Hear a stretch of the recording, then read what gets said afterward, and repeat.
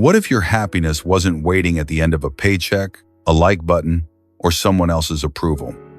What if it was sitting quietly in the space between your thoughts, right now, asking to be trained? Picture a Roman emperor in a dim campaign tent map scattered, the smell of damp leather and smoke, the distant murmur of soldiers who haven't seen home in years.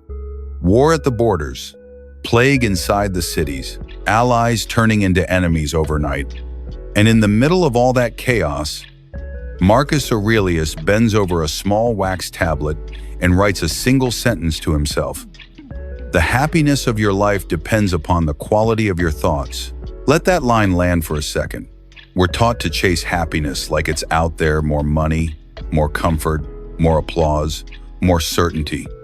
But the Stoics weren't interested in chasing. They were interested in training. They believed happiness is not a lottery win. It's a daily discipline.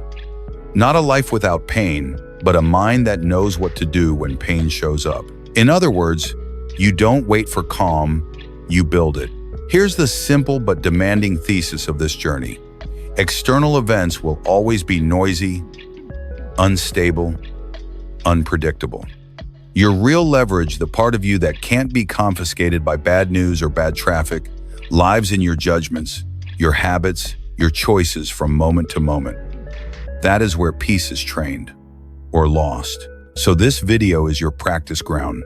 I'm going to walk you through 10 field-tested Stoic principles, the same ideas that steadied soldiers, writers, and rulers, and then one final key that locks it all together. We're not here to memorize quotes. We're here to build a routine. Think of it like strength training, but for your inner life. Your body grows under resistance. So does your soul. Let's get practical first. If you only remember one thing from this opening chapter, make it this. Happiness is a skill. Skills demand reps. Reps demand structure. Structure demands a start. So we start small, we start today, and we start in a way you can repeat even on your worst mornings. Before we dive into principle Hashon 0 through Hashon, I want you to join a tiny ritual, 3 words in the comments. I choose peace. Not for me, not for the algorithm, but for you. It's a line in the sand, a declaration that today you are not outsourcing your state of mind to headlines, to traffic, to someone else's mood. You are taking responsibility for your inner weather. Now, what does training the soul actually look like in modern life? It's not robes and sandals. It's how you handle a delayed flight without poisoning your day. It's what you do when a colleague takes credit for your work. It's whether you can put your phone down long enough to taste your breakfast. Stoicism is less about grand speeches and more about micro choices, hundreds of them, stacked into character. Ask yourself a few sharp questions. When stress hits, what's my first reflex, rage, retreat, or reason? When I don't get what I want, do I lose my center or do I adjust my sails? When I wake up, do I let the world grab my attention first? Or do I set my mind before the world can? Marcus didn't wait for Rome to calm down. Rome never calmed down. He learned to return to himself. That's the blueprint you and I can follow. Because the world isn't going to stop being noisy. Your schedule won't magically open up. People won't consistently act the way you wish they would. Waiting for perfect conditions is how decades vanish. So here's the promise of this series, stated plainly. If you stay with me to the end, you'll leave with 10 Stoic drills. You can use the moment the video ends, tools to build resilience, a steadier mind, and a quieter heart. These aren't abstract ideas, they're practices. Brief morning setups, quick reframes for conflict, tiny evening audits, and a way to meet setbacks that turns them into fuel instead of fire. Let me give you a taste of the difference a single reframe can make. 2 people get stuck in the same traffic. One curses, spirals, and shows up already defeated. The other uses the red light as a cue. Unclench the jaw, deepen the breath, choose one helpful thought. Same event, different training. One person hires chaos to run their day. The other remains the employer of their mind. Or take this. A harsh comment lands under your post. Your old pattern says, "Prove them wrong right now." The Stoic pattern says, "Is this within my control?" Their opinion, no. My response, yes. My time, yes. My peace, yes. You don't have to be a doormat. You can respond if it serves your values. But you get to choose from strength, not from trigger. That's why we use the language of training. You will not think your way into a calm life by inspiration alone. You will practice your way into it, like learning a language, an instrument, or a sport. And just like in the gym, progress is not linear. You will have off days. Marcus had them too. He wrote because he needed reminders, not because he was above them. The goal is not perfection. The goal is to shorten the distance between losing your center and coming home to it. If you want a starting move right now, take 30 seconds and do a pre-game huddle with yourself. Name the 3 things most likely to grab you by the collar today. Maybe delays, criticism, and temptation to procrastinate. Then set your plays. When delay hits, I breathe and reprioritize. When criticism hits, I separate tone from any useful signal. When procrastination calls, I do 2 minutes, just 2 on the hardest task. This isn't theory. It's a tiny contract with yourself. You just trained. And because self-help can get airy, let's ground it. Here is the practical spine of what's coming. You'll learn why gratitude isn't a mood, but a method that changes what your attention multiplies. You'll train your mind like a warrior, not to become rigid, but to become ready. You'll practice voluntary discomfort so comfort stops owning you. You'll stay present so problems shrink to their actual size. You'll turn obstacles into opportunities with a simple 4-step reframe. You'll remember the shortness of life, so urgency replaces pettiness. You'll build an inner fortress so the outer storm can't enter without permission. You'll choose virtue over pleasure, so your compass stays steady when feelings fluctuate. And finally, you'll stitch it all together with one master principle that makes the rest stick. This is not about becoming emotionless. Stoicism is not numbness. It's nervous system leadership. It's learning to feel everything, anger, grief, fear, without being owned by anything. You don't put out every fire. You learn which flames to let burn out on their own and which ones deserve water. You waste less life on the wrong battles. I'll be honest, this path is demanding. It asks you to trade the drama of reactivity for the discipline of response. It asks you to practice on the days when you'd rather perform. But if you want a life that feels less like a roller coaster and more like a quiet, sturdy road, this is the work that builds it. So if you're still with me, make the choice visible. Type 3 words. I choose peace. That's your first rep today. Then come with me into the first principle. We'll start where all durable happiness begins, not with more, but with enough. And by the end of this series, you won't be waiting for the world to change before you can exhale. You'll know how to breathe in the middle of it. In the next chapter, we'll pick up the first tool and put it in your hands. Something you can do tomorrow morning before the world touches your phone, your calendar, or your mood. Let's begin the training. What if the fastest way to feel stronger today isn't getting more, but seeing more of what's already here, quietly keeping you alive and capable? We talk about gratitude like it's a nice extra something you do on holidays, or when life is sweet and the coffee's perfect. The Stoics saw it differently. Gratitude to them wasn't a mood. It was muscle memory, a trained lens, a daily decision to notice what remains and what's possible, especially when something has been taken away. Think of Marcus Aurelius writing to himself on a hard morning. Not, I hope Rome calms down. It denies pain the right to define the whole picture. Let's make this concrete. Have you noticed how quickly a tiny inconvenience can hijack your day? The line is slow, the email is curt, the app glitches, and suddenly the story in your head is, nothing works. Meanwhile, your lungs are pulling air without being asked. Your hands still work. Someone out there cares if you get home. The sun showed up on time. None of that cancels a problem, but it right-sizes it. Gratitude is not pretending everything is good. It's refusing to pretend nothing is. And here's the hard truth. The opposite of gratitude is not ingratitude, it's entitlement. Entitlement whispers, life owes me comfort, recognition, smooth paths. When the world fails to deliver, your peace goes with it. Gratitude says, life owes me nothing. I owe life my best response. Entitlement makes you brittle. Gratitude makes you anti-fragile. When things get rough, the entitled break. The grateful bend, learn, and continue. If that sounds abstract, try this today.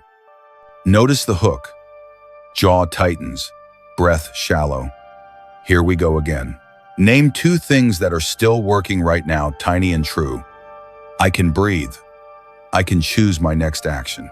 Shift 1 inch. 1 long exhale. 1 helpful sentence. 1 small move forward. It's a micro rep. But micro reps compound. Do enough of them, and you don't just feel different, you become different. Let's bring this closer to home with 3 scenarios most Americans recognize. Insurance hold music 40 minutes, 2 transfers, and a dropped call. You could replay the injustice all afternoon. Or you could take that moment to stretch your back, unclench your grip, and say, I'm grateful I have coverage at all. I'm grateful I'm learning patience under pressure. Then you call again, calmer and clearer. Credit theft at work, your coworker presents your idea. It stings. Gratitude doesn't mean silence. It means keeping your leadership. I'm grateful my work is good enough to steal. I'm grateful I can document contributions and speak with the manager calmly. You move from outrage to strategy. Traffic on I-405 before your kid's recital. You could spiral. Or you could breathe and say, I'm grateful there is a recital. I'm grateful I can send a quick update and still show up present. You arrive as the adult the moment needs, not the mood the moment triggered. Notice the pattern? Gratitude is tactical. It selects a frame that keeps you resourceful. Now someone will ask, but what about real pain, illness, betrayal, loss? The Stoics never called grief an illusion. They sat with it. They also insisted that gratitude remains necessary, not to erase sorrow, but to keep sorrow from erasing you. Gratitude in hardship sounds like this. I won't pretend this isn't heavy. I also won't ignore the hands helping me carry it. You can cry and still count. You can ache and still act. You can miss what's gone and still honor what remains. Here's the paradox the modern world forgets. Gratitude makes you stronger, not softer. Think of athletes who thank the hard coach, the uphill course, the close loss because it revealed what to train next. Gratitude metabolizes difficulty into data. Entitlement metabolizes difficulty into drama. So how do we turn gratitude from theory into reflex? Build a 2-anchor routine, 1 in the morning, 1 at night. Morning anchor. The 3 acknowledgements, 30 seconds. Before your phone gets a vote, breathe and say 3 simple lines out loud. I'm grateful to be breathing.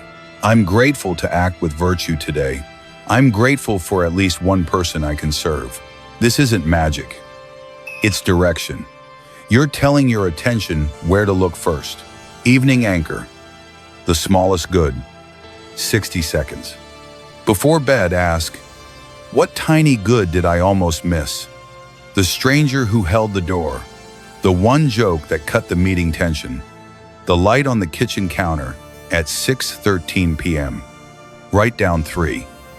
Not impressive things, true things. You train your brain to become a better witness of reality, not a better collector of grievances. And throughout the day, practice silent gratitude. No journaling, no performance, just attention. Your feet on solid ground, the warmth in your cup, the breeze through a doorway. You don't have to love your whole life to love something in it. Gratitude is specific or it isn't real. Let me give you a reframe that saved me more than once. Don't let one moment hire you to lie about the whole day. That's entitlement in disguise, letting a bad patch rewrite the story. Gratitude writes honest headlines. Morning was rough. Afternoon gave me 2 wins. Evening was quiet, balanced, useful, true. If you want to go deeper, try this 5-day gratitude cycle that builds range. Day 1, body. Thank something your body did without praise, healed a cut, digested lunch, climbed stairs. Day 2, people.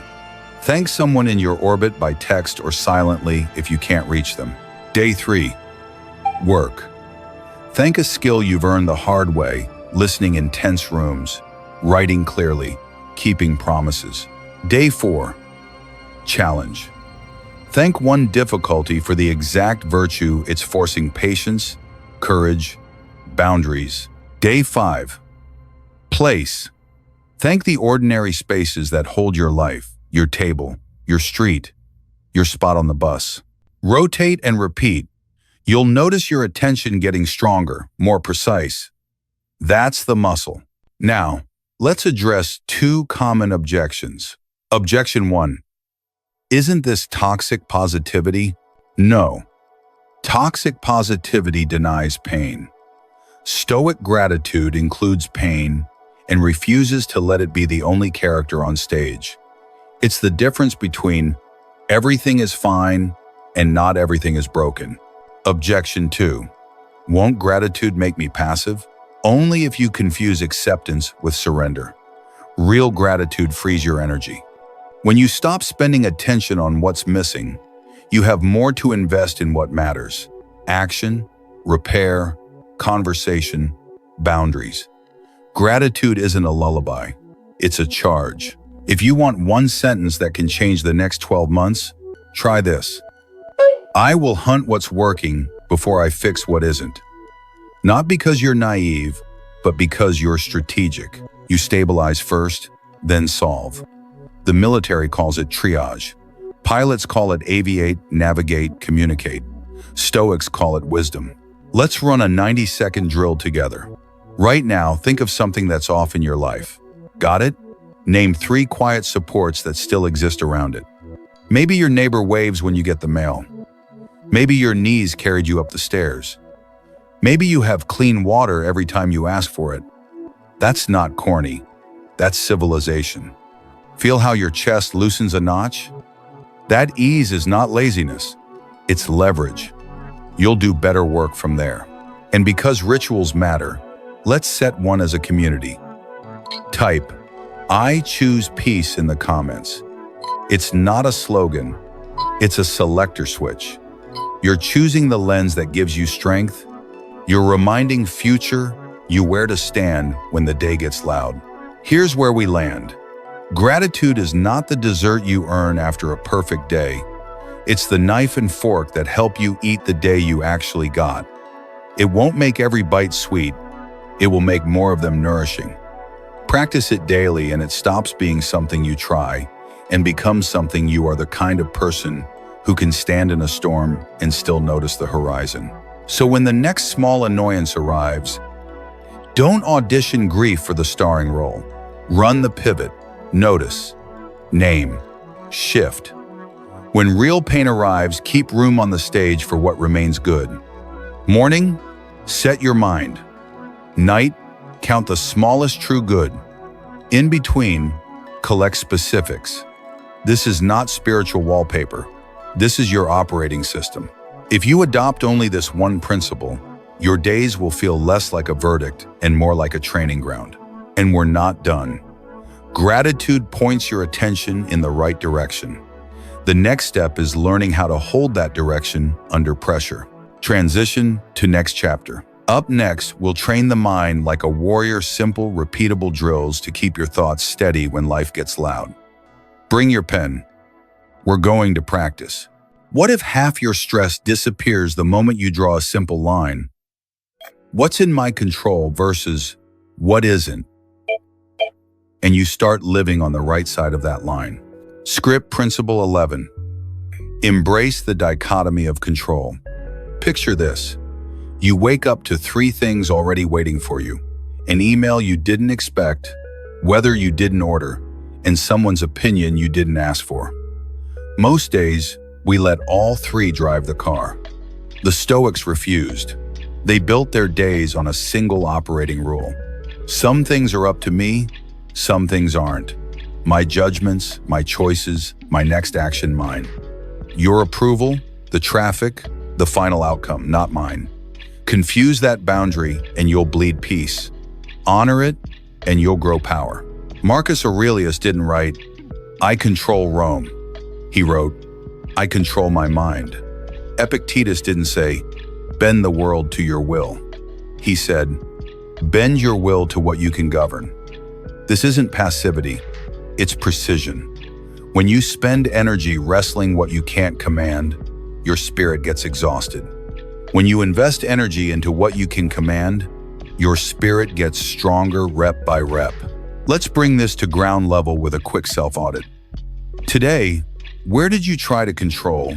Someone else's story about you? The weather? A result that needs time? Now flip it.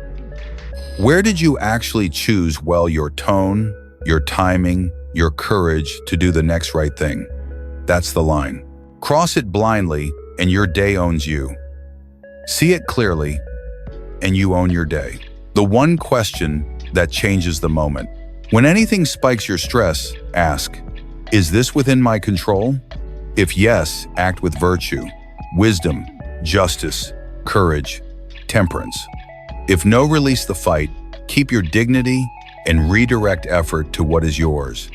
It sounds simple, and it is like a parachute is simple, but simple doesn't mean small. Simplicity is what works under pressure. The 3-step ritual, 60 seconds. Identify the event. Name it plainly. Tough email. Rain on the big day. Unexpected bill. Separate the spheres. What parts are mine right now? My words, my schedule adjustment, my next call. What parts are not? Their opinion, the clouds, yesterday. Decide by virtue. If it's yours, choose the next right action, even if it's small. If it's not, practice calm. Release, breathe, accept, pivot. Run that sequence 3 times a day and watch your nervous system stop sprinting in circles. Everyday scenarios. U.S. Life, real stakes. 1. The venomous comment. A stranger drops an ugly line under your post. Not your circus, not your monkey unless you hire it. You cannot control their tone. You can control your response. Dignified silence, a calm correction, or the block button. Choose based on your values, not your trigger. That's leadership. 2. The job you almost had. You prepped, you interviewed, you believed. Then, we're moving forward with another candidate. You don't control the final vote. You do control what happens next. Sharpen a skill, refine your story, send a thank you that keeps the door open. Submit 2 new applications while momentum is warm. Results come later. Process is now. Weather ruins your plan. The outdoor anniversary dinner gets hit by a surprise storm. You don't control the sky. You do control the memory. Shift to a cozy diner. Ask the server to put 1 candle in the dessert. Tell the story of your messiest early date. 10 years from now, that pivot is the moment you laugh about. Health news you didn't want. You can't rewind the test result. You can control your regimen, your second opinion, your sleep, your food, your prayer, your circle. The Stoic move isn't denial. It's a steady hand on the steering wheel you still hold. Markets tumble. You can't command the S&P. You can command your rules.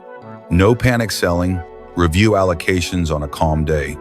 Automate smart behavior so fear doesn't make dumb decisions for you. In each case, the world keeps moving. You keep choosing. Why this decides daily happiness. Anxiety is often misallocated. Control trying to own what won't be owned. Resentment is misplaced responsibility, demanding other people carry your peace. Burnout is leaking energy, fighting the ocean instead of learning to surf. The dichotomy of control plugs the leaks. It doesn't shrink your life. It focuses your force. Ask any frontline leader. When the pressure spikes, you aviate, navigate, communicate, fly the plane first, then plan the route, then talk. Stoicism says the same. Govern yourself first, then deal with the world. And yes, it's humbling. You'll catch yourself mid-rant, mid-scroll, mid-control fantasy. Good. That's awareness. Awareness is the doorway to choice. Choice is the doorway to freedom. Process over outcome, and the peace it buys. You can design a plan, execute with care, and still lose the sale. You can train hard, show up brave, and still get outvoted. That doesn't mean the work was wasted. It means the work was real. When you tether your identity to outcomes, you ride a roller coaster you can't operate. When you tether identity to virtues and process, you stand on ground that doesn't move. Try this shift in language. From "I must win this," "I must do my part brilliantly." From "they must like me," "I must speak truth with respect." From "this must go perfectly," "I must adapt with composure." You're not lowering standards. You're raising ownership. Field drill. The 10-10-10 reframe under 2 minutes. 10 seconds. Label the uncontrollables out loud. Their choice, the weather, the past. 10 seconds. Label the controllables. My words, my effort, my boundaries. 10 breaths. Inhale for 4, exhale for 6. Soften the jaw. On each exhale, pick one small, sane action you'll take next. Then take it. Repeat. You will feel your power return to your hands. What about injustice? Am I just supposed to accept everything? No. Justice is a Stoic virtue. If something is wrong and action is within your control, act, file the report, gather evidence, speak up, vote, organize. The dichotomy doesn't make you passive, it makes you effective. You stop flailing at what you can't move and start moving what you can. What about relationships? You can't script your partner's growth curve or your teenager's moods. You can script your presence, your listening, your boundaries, your apology when you miss. Love that respects the dichotomy is stronger because it's honest about where influence ends and self-mastery begins. A story I return to. Years ago, I sat in a parking lot after a meeting went sideways. I wanted to rewrite the past, re-deliver my points, re-edit the room. Then the Stoic question landed. What is mine now? Mine was a follow-up email that owned what I could have said better, attached a one-page summary, and invited another conversation. Mine was a walk before I wrote it. Mine was not their reply. I hit send. They never responded. But 2 months later, someone else in that room reached out. The seeds sprouted off my timeline. That day I learned. Outcomes arrive on their own schedule. Integrity runs on mine. The daily sign on the door of your mind. Hang this at your mental doorway. In my control, divided by outside my control. Every time you place a situation on the correct side, you lay another brick in your inner fortress. Will you still slip? Of course. Kings slipped. Philosophers slipped. The work isn't never falling. It's shortening the distance between falling and standing back up. So here's our community ritual type, I choose peace, in the comments. Not because the world is gentle, but because your mind can be. Not because outcomes will obey, but because you can. One sentence compass for the week. I will master my response and I will meet the rest with calm. If you run this principle for 30 days, you will feel lighter without doing less. You'll do the right things with better energy because you're no longer wasting strength pushing walls that don't move. Transition to next chapter. Now that you can tell what's yours and what isn't, the next step is more than acceptance. It's love of reality itself. Up next, Principle 12, Amor Fati. How to turn what happens into fuel. What if the fastest way to get stronger isn't fighting reality, but loving it so completely that every twist becomes fuel? Script Principle 12. Amor fati. There's acceptance, and then there's amor fati. Acceptance says, okay, this happened. Amor fati says, good, this is raw material. Watch what I build with it. That's the Stoic spirit at full power. Not passive, not naive. The stance of a craftsman who takes whatever life drops on the workbench, wood knotted, metal bent, plans torn, and still makes something worthy. If the dichotomy of control draws the line between what's yours and what isn't, amor fati tells you how to stand on your side of the line with love, not resentment. Not because everything that happens is pleasant, but because everything that happens can be useful for your character if you train your eye to see it. Let's make it tangible. A plan falls apart 5 minutes before it matters. Most of us say, why me? Why now? Amor fati asks a better question. Which virtue is this moment training? Wisdom, courage, justice, or temperance? If it's training temperance, you practice restraint. If it's training courage, you step forward anyway. If it's training wisdom, you look for the lesson instead of the victim story. And if it's training justice, you act to make it right firmly, fairly, without poison. I learned this on a Tuesday I didn't want. A vendor canceled the morning of a client event. The old me would have spiraled, narrated doom, and blamed. The Stoic me wrote 3 words on a sticky note. Good. Training day. We rearranged the room, borrowed gear from a neighbor office, and cut a segment that wasn't working anyway. The event wasn't perfect. It was better. Fate didn't choose me. I chose how to meet it. Here's the shift that changes your week. Move from enduring to engaging. Enduring says, I'll survive this. Engaging says, I'll shape this. Amor fati is the upgrade. The 3 daily practices. Simple. Instant reframe. Good. Training. Training. When the unwanted arrives, pause just long enough to say, good. This is a rep. Then identify one virtue to train and take one action that proves you mean it. Late flight? Good training patience. Choose a calm breath and a productive email instead of a meltdown. Awkward feedback? Good training humility. Ask one clarifying question and thank them for the signal. Unexpected bill? Good training prudence. Revisit the budget tonight and automate what you can. 2. Adversity gratitude. 1 line. Every night. Before bed, write one hard thing from the day and the exact trait it's strengthening. Conflict with a teammate assertiveness plus empathy. Back pain, discipline, and recovery. Lonely evening depth and self-respect. In a week, you'll see a pattern. The very stressors you thought were stealing from you were under discipline. The flow ritual breathe accept act. Breathe. Inhale for 4. Exhale for 6. 3 times. Accept. Say, this is what's here. I don't waste energy pretending it's not. Act.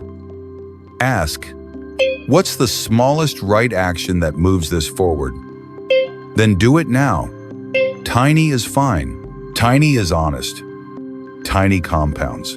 Real-world scenarios. U.S. Life. Real stakes.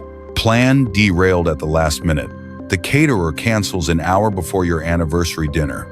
Temperance and flexibility are on deck. You pivot to a small diner, ask for a candle in the dessert, and share 3 things you've learned together this year.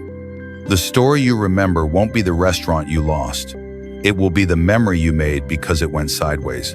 Financial setback. Surprise car repair empties your cushion. Good training, sufficiency, and freedom from excess. You pause subscriptions, cook simple meals for a month, and build a smarter buffer. The pride you feel next quarter is different. You didn't buy it, you built it. Unfair attack. Someone misrepresents you in a hallway conversation or a group chat. Good training, composure, and justice without resentment. You document facts, request a direct conversation, and speak truth with clean edges. You don't let bitterness draft your emails. Integrity, not image, becomes the win. Health news you didn't want. Results come back with words you hope not to hear. Amor Fati doesn't demand a smile. It invites a stance. Good training, courage, discipline, and community. You get the second opinion. Learn the protocol, invite a friend to your appointments, and give fear a seat without giving it the steering wheel. Startup pivot or career redirection. Your idea doesn't land. The market shrugs. Good training, curiosity, and resilience. You interview lost customers, ship a smaller test, kill 2 features you loved and nobody used. Fate becomes feedback. Why love and not just accept? Because acceptance often stops at 0. I won't fight this. Love moves you into the positive. I'll make this mine. Love is the energy you bring to the work. It's the opposite of sulking through your duty. It's meeting reality with both hands open and saying, let's build. Notice what happens when you practice Amor Fati for a month. Resentment shrinks because you stop arguing with the past. Anxiety softens because you stop demanding a future you can't guarantee. Creativity expands because you're busy asking, what's possible now? Instead of, leadership clarifies because people trust the person who doesn't flinch at unplanned turns. The 4-lens Amor Fati check, under 90 seconds. When something hits you sideways, look through 4 lenses fast. Truth. What actually happened without adjectives? Training. Which virtue is this strengthening? Wisdom, justice, courage, temperance. Tool. What's one tool I can use now? Breath, schedule, script, boundary. Tiny step. What's the smallest action that honors the moment? Run the 4 lenses, then move. The mind wants to overthink. The will needs a job. But isn't this sugarcoating? No. Sugarcoating says, it's fine. Amor Fati says, it's not fine and it's mine. We don't pretend the thorn is a flower. We build a garden that includes thorns and still feeds the family. Stoicism is not about being numb. It's about being nervous system literate. Feel everything. Obey your values. Won't loving my fate make me passive? Only if you confuse love with surrender. Think about the firefighter who loves the work, not because fires are nice, but because meaning lives in meeting what is hard. Loving the assignment doesn't make you soft. It makes you steady. The opposite of Amor Fati is, I'll engage when it's convenient. That's how potential rots. A short story to pocket. A friend trained for months for a marathon. 2 weeks before race day, she sprained her ankle stepping off a curb. Devastated, she asked, why now? Then she grabbed a note card and wrote, good training, patience, identity beyond performance, and being a better coach to my clients when their plans break. She volunteered at the water station on race day, cheered strangers by name, and started a rehab log. 6 months later, she ran a smarter race and a kinder one. Amor Fati didn't erase the sprain, it redeemed it. Community ritual, make it visible. Type I choose peace in the comments. Not because the storm is gone, but because your stance just changed. You are no longer waiting for perfect weather to sail.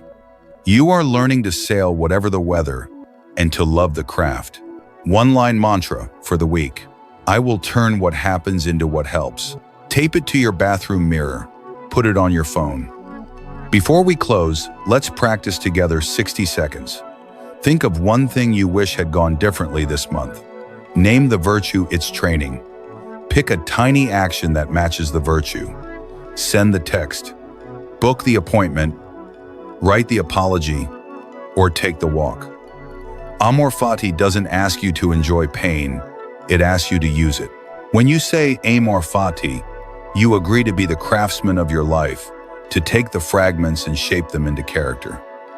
The world offers material, you offer mastery. Transition to the next chapter. You now know how to love what lands on your workbench. Next, we'll stack the daily drills, a simple routine that locks in stoic calm in under 10 minutes a day. If your mind were a muscle, would you be training it every day or hoping it shows up strong on game day? Script Principle 9. Train your mind like a warrior. Picture the toughest day you've had this year. Emails stacking like storm clouds. A snarky comment that hits old nerves. Traffic that eats the last of your patience. Now imagine walking through that exact day with a different engine, quiet, steady, stronger than the noise. That's the promise of this principle. The Stoics said it simply, you have power over your mind, not outside events. Translation: the world is the weather, your mind is the pilot. Train the pilot, and most bad weather days become flyable. Here's the hard truth. An untrained mind is a mind on autopilot habit loops of complaining, fear, and reactivity. We don't choose them, we practice them by accident. Scroll, get triggered, repeat. Blame, rehearse, repeat. The Stoic alternative isn't magical, it's methodical. You build mental strength the way you build physical strength. Small, consistent reps that compound. The result isn't a life without pain. It's a life where pain doesn't get to be the boss. Let's set our objective. Calm under pressure. Not the numb calm of avoidance, but the alert calm of a firefighter who knows what to do with flames. In Stoic terms, that calm is built on 4 daily drills. Right before the world writes you morning journaling, evening review. Sit and remember, a brief Stoic meditation. Life is short. Control is limited. Virtue is always possible. Rehearse adversity, premeditatio malorum. Imagine what can go wrong so it hurts less and teaches more. Choose small discomforts, voluntary hardship. I'll walk you through each, with real-life moments you'll recognize. 1. Right before the world writes, you am, divided by PM journaling. Morning, set the playbook.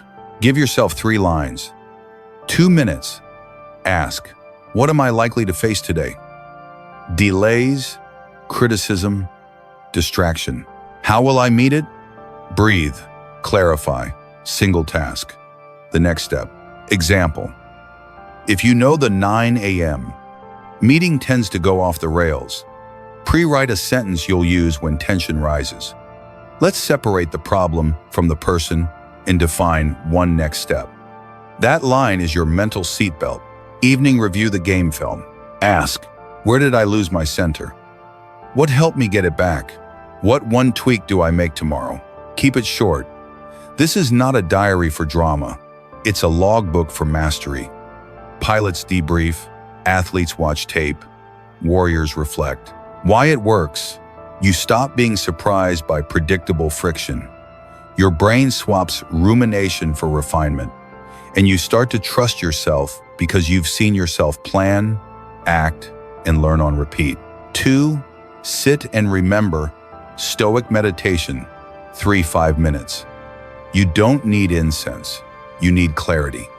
Sit somewhere quiet.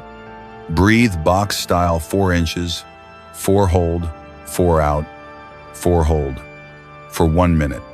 Then repeat 3 truths. Life is short. Use the day well. Life is short. Control is limited. Do the part that's yours. Virtue is always possible. Wisdom, justice, courage, temperance. Right now. This is not to make you solemn. It's to make you selective. When everything can matter, nothing does. The meditation narrows your field to what deserves your best. Modern example. Stuck on hold with insurance for 30 minutes? Old you spirals. Trained you breathes. Repeats the truths. Then uses the time to draft 2 helpful emails. Same half hour. Different return. Rehearse adversity. Premeditatio malorum. Before you walk into the day, name 3 things that could go wrong and your pre-chosen response. A client might dismiss my idea. I will ask one clarifying question and offer a concise alternative. My teen may snap at dinner. I will not match tone. I'll keep the boundary and revisit later. The flight could be delayed. I will move a flexible task into that window and walk the terminal once. Why it works? The shock drops out. When the brain has seen a movie once, it doesn't panic as hard in the theater. You've turned a possible crisis into a planned rep. Voluntary discomfort builds capacity by choice. Comfort is great until it owns you. Choose small challenges to teach your nervous system. I can handle more than I think. Food. Skip one indulgence this week. Temperature. End your shower with 20 seconds cold. Convenience. Take the stairs. Park farther. Silence. Drive once without a podcast. Let your thoughts land. These aren't punishments. They're proof. When you practice small, hard, big, hard feels less impossible. The goal is not martyrdom. It's freedom. Field notes. 5 real moments. 1. The sideways comment at work. A coworker throws a jab in a Zoom recap. Untrained mind. Defend. Escalate. Stew. Trained mind. Breathe. Ask one clarifying question. Make a note to address offline. Return to agenda. You refuse to let a moment hire you to ruin an hour. The 405 at 5 p.m. Gridlock before your kid's recital. Untrained. Catastrophize and rush with rage. Trained. Call with an honest ETA. Choose 3 deep breaths, each red light. Arrive present, not poisoned. The midnight mind spiral. Bills. Deadlines. What ifs. Untrained. Scroll and sink. You can't fix life at 12:19 a.m., but you can fix tomorrow's start. The no after an interview. Untrained. Identity collapse. Trained. Journal the learning. Send a gracious thank you. Apply to 2 roles within 24 hours. Schedule a skill sprint. Process over outcome. The health scare. Untrained. Google doom. Trained. Second opinion. Written questions. Walk daily. Sleep window. Tell 2 trusted people. Courage equals fear plus forward motion. The warrior mindset without the macho. A warrior doesn't mean angry or rigid. It means ready. Ready to respond instead of react. Ready to do the small, boring reps that make the big dramatic moments less dramatic. Ready to be led by values, not vibes. Try this mantra for a week. Reason over reflex. Practice over panic. Every time stress rises, you're choosing which one leads. You won't always choose well. No one does. But the distance between losing your center and returning to it can shrink from hours to minutes to seconds. That's training. The 7-minute daily warrior circuit. Minute 1. Breathe and remember. 4-4-4-4. Breathing plus. The 3 truths. Short life. Limited control. Possible virtue. Minute 2. Morning page. List the top friction point and your 1-line response script. Minute 3. Premeditatio. Name 2 likely setbacks plus your first action for each. Minute 4 body rep. 30 squats or a brisk hallway walk. Minute 5. Silence. No phone. Look out a window. Minute 6. 1 hard thing. 2 minutes on the task you're avoiding. Start the first sentence. The first slide. The first email. Minute 7. Gratitude for a challenge. Write 1 line. This hard thing, this virtue, run this circuit for 7 mornings. Watch how your tone shifts less heat, more heat handling. Objections answered. Isn't this just white knuckling? No. White knuckling is tension without technique. Training is technique that reduces tension. You're not denying emotion. You're directing it. I don't have time. You don't have time not to. The minutes you invest here save hours of cleanup later. Angry emails, avoidant delays, and panicked decisions are expensive. What if I still mess up? You will. The Stoics did. A short story to pocket. A friend of mine manages an ER team. She told me, "We train the basics until they're boring, because when it's not boring, it's too late to learn." That's the Stoic stance. Boring saves lives. In daily life, boring saves days. Your future calm is built on present repetition. Community ritual. Make the choice visible. Type "I choose peace" in the comments. Not as a magic spell, as a line you'll refer back to when the day tries to draft you into old patterns. Put it in writing. Then keep your promise with one small rep today. One sentence compass for the week. Govern yourself first, then face the world. That's the warrior way. You don't need a perfect life to live with steady strength. You need a practiced mind. Do the reps, and when you falter, and you will come back fast. That's mastery. Transition to the next chapter. You've trained your mind to hold steady. Next, we'll fortify the walls around it. How to build an inner fortress so outside storms cannot set your weather. What if your peace didn't depend on comfort at all? What if it got stronger every time life wasn't comfortable? Script Principle 8. Practice voluntary discomfort. We live in an age that can deliver almost anything to your door in under an hour: heat, food, entertainment. The Stoics warned, dependence on comfort makes you fragile. Training in discomfort makes you free. When ease is the only setting you know, the first sign of cold, hunger, delay, or disapproval fractures your day. But if you practice small, chosen hardships, the unchosen ones stop scaring you. Here's the thesis. Voluntary discomfort is not punishment. It's preparation. It's how you build range. It's how you stop negotiating with every inconvenience. It's how you prove to your nervous system, I can carry more than I thought. It's it that the good not matter. Think of it like strength training for your character. No one builds muscle by lifting pillows. You don't have to seek pain or live like a monk. You just choose little frictions, safe, deliberate, time-boxed that raise your capacity. The payoff is big. Gratitude sharpens, fear shrinks, and your choices stop being held hostage by convenience. Let's ground this in real life. Why discomfort? Because convenience has side effects. Comfort inflation. What felt luxurious last year feels normal now. Your baseline rises, satisfaction falls. Anxiety at minor friction. The coffee is slow, the Wi-Fi hiccups. Someone leaves you on read, and your patience evaporates. Loss of options. If you need perfect conditions to do good work or be kind, you've trapped yourself. WW1. Voluntary discomfort reverses the slope. It lowers the baseline back to reality, so ordinary moments feel rich again. A simple dinner becomes a feast. A warm room feels like a blessing. The absence of interruption becomes luxury. The question that breaks fear. When you hesitate before a challenge, ask the Stoic question. Is this the thing I feared? Then test it. Cold water is cold, yes, but bearable. Hunger is loud, yes, but survivable. Being ignored is uncomfortable, but it won't erase your worth.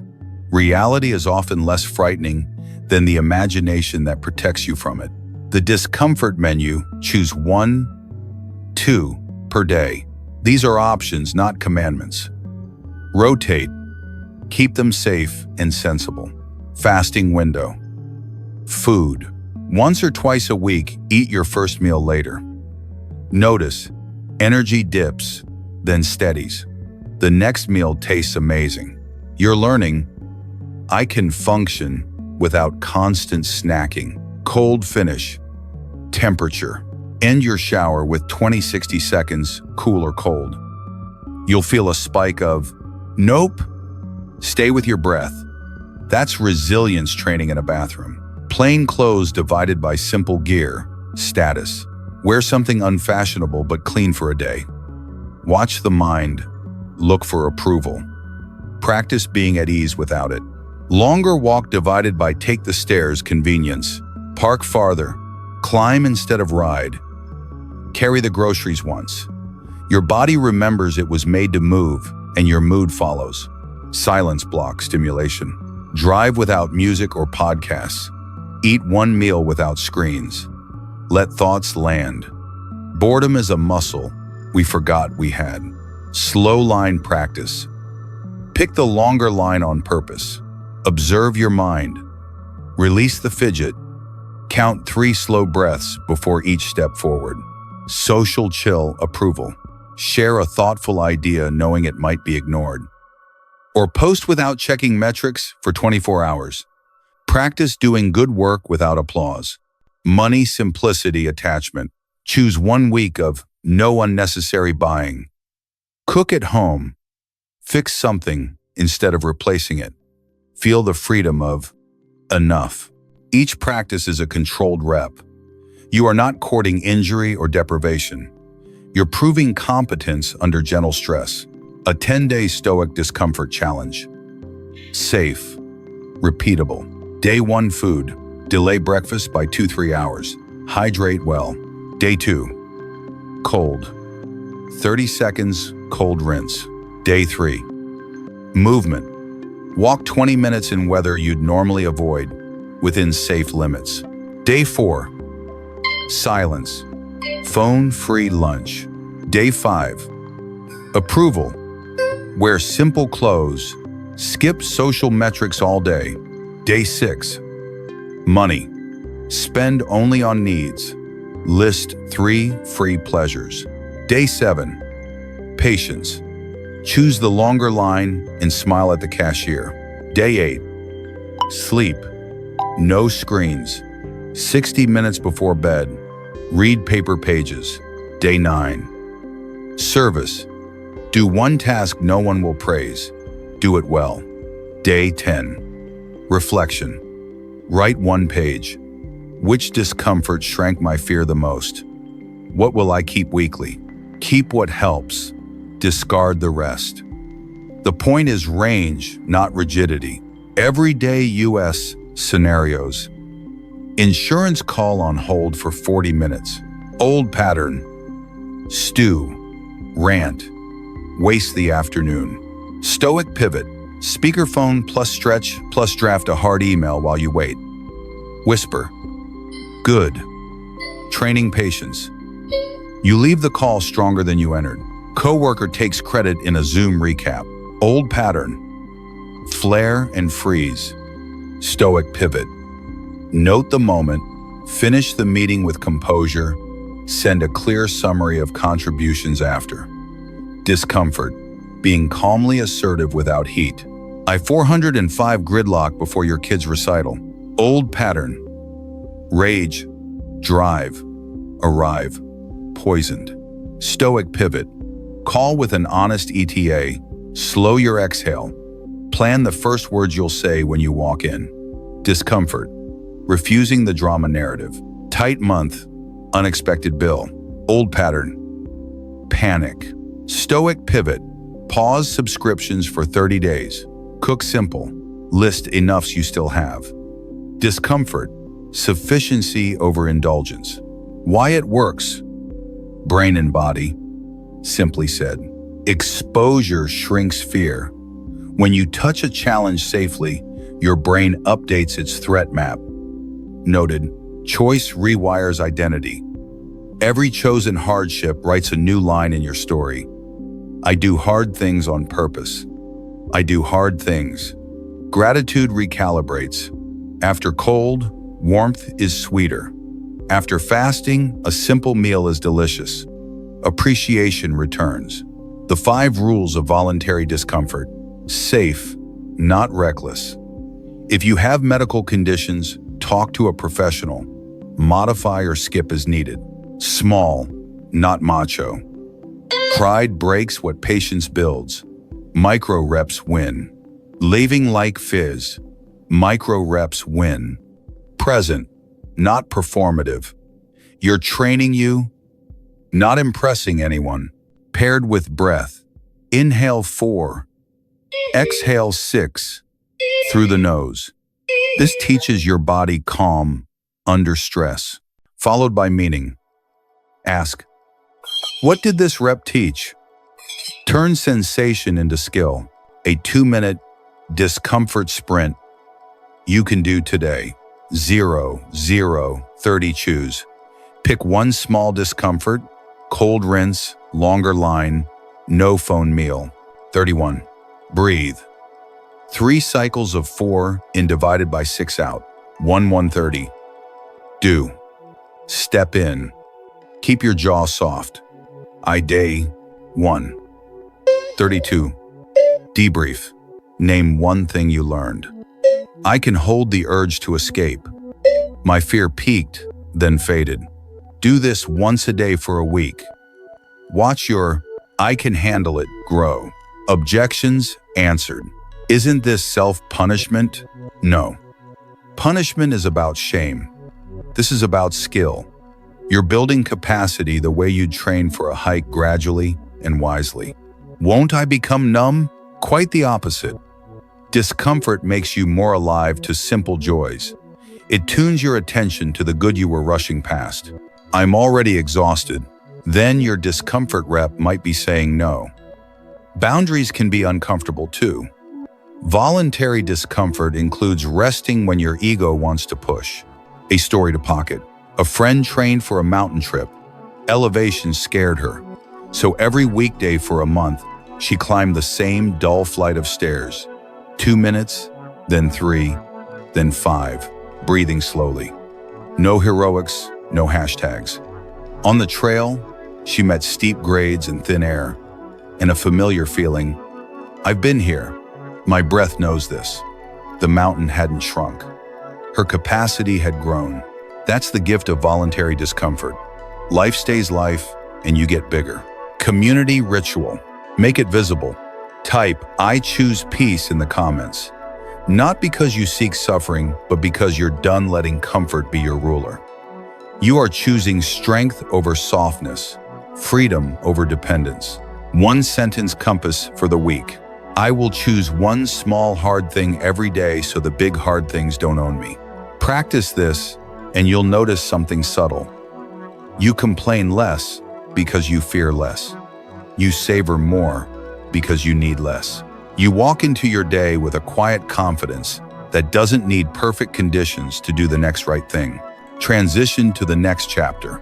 Now that your tolerance is growing, let's aim it wisely. Up next, stay present. How to keep your attention here, where your power actually lives. What if most of your stress isn't coming from your life, but from leaving it every 5 minutes to visit the past and the future? Script.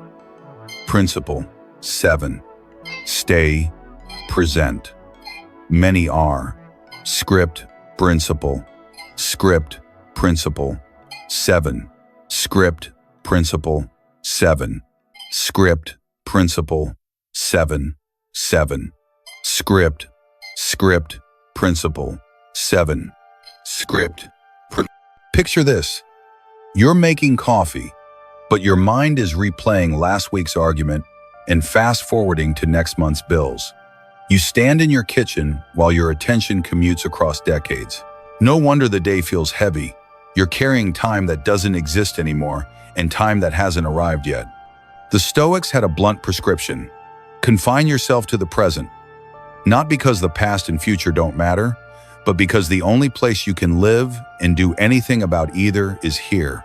Let's name the problem clearly. A wandering mind is not just a quirky habit, it's a stress factory. Regret repoisons old moments. Worry pre-poisons new ones. We self-sabotage the solvable moment by fighting ghosts and fortune-telling disasters. The present shrinks to a blurry hallway we rush through on our way to somewhere better.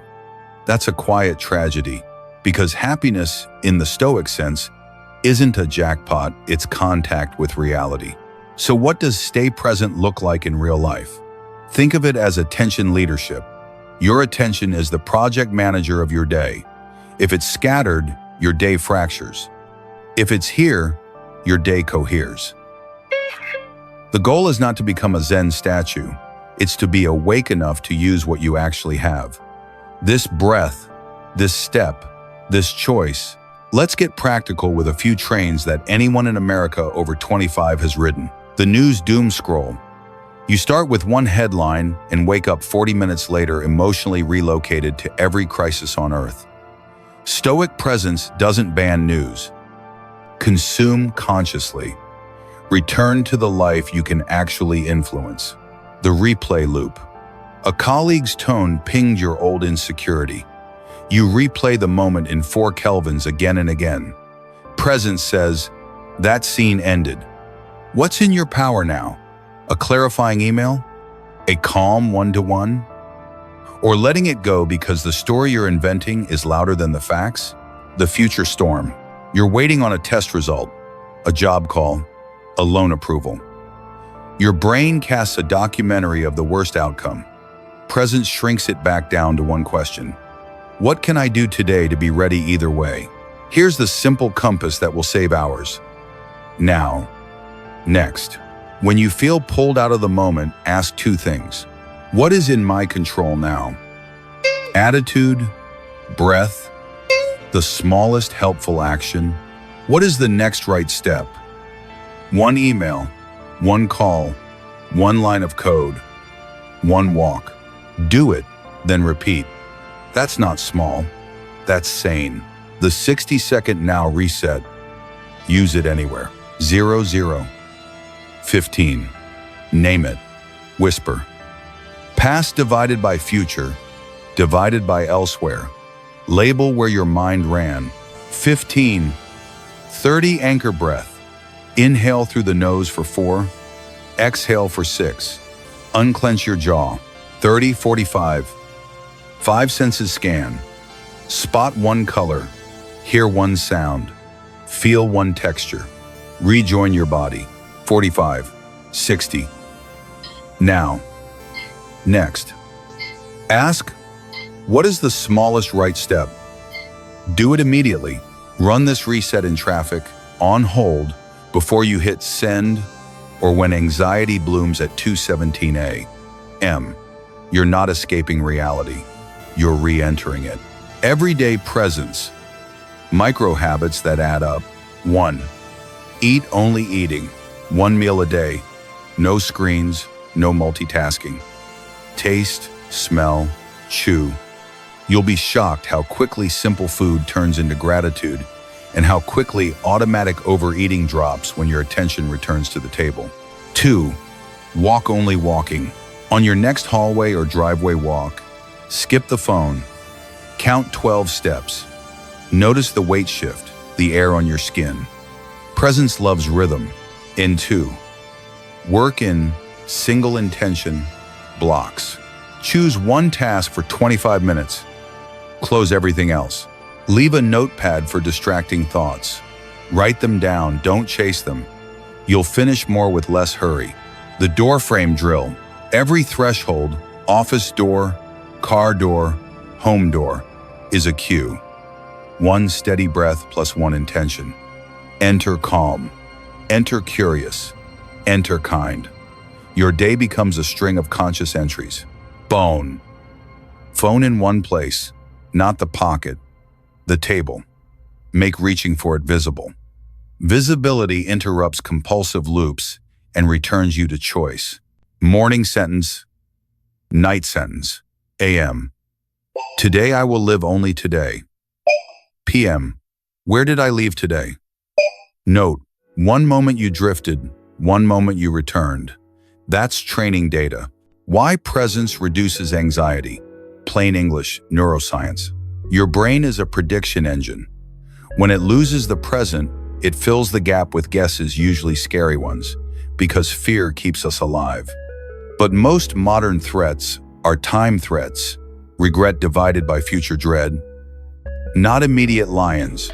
Presence gives your nervous system live data. Breath is steady, chair is solid, nothing lethal in this second. Problems shrink to the size at which intelligent action is possible. Real-world scenarios. And the Stoic pivot, the doctor's waiting room. Unpresent, you tour catastrophic futures.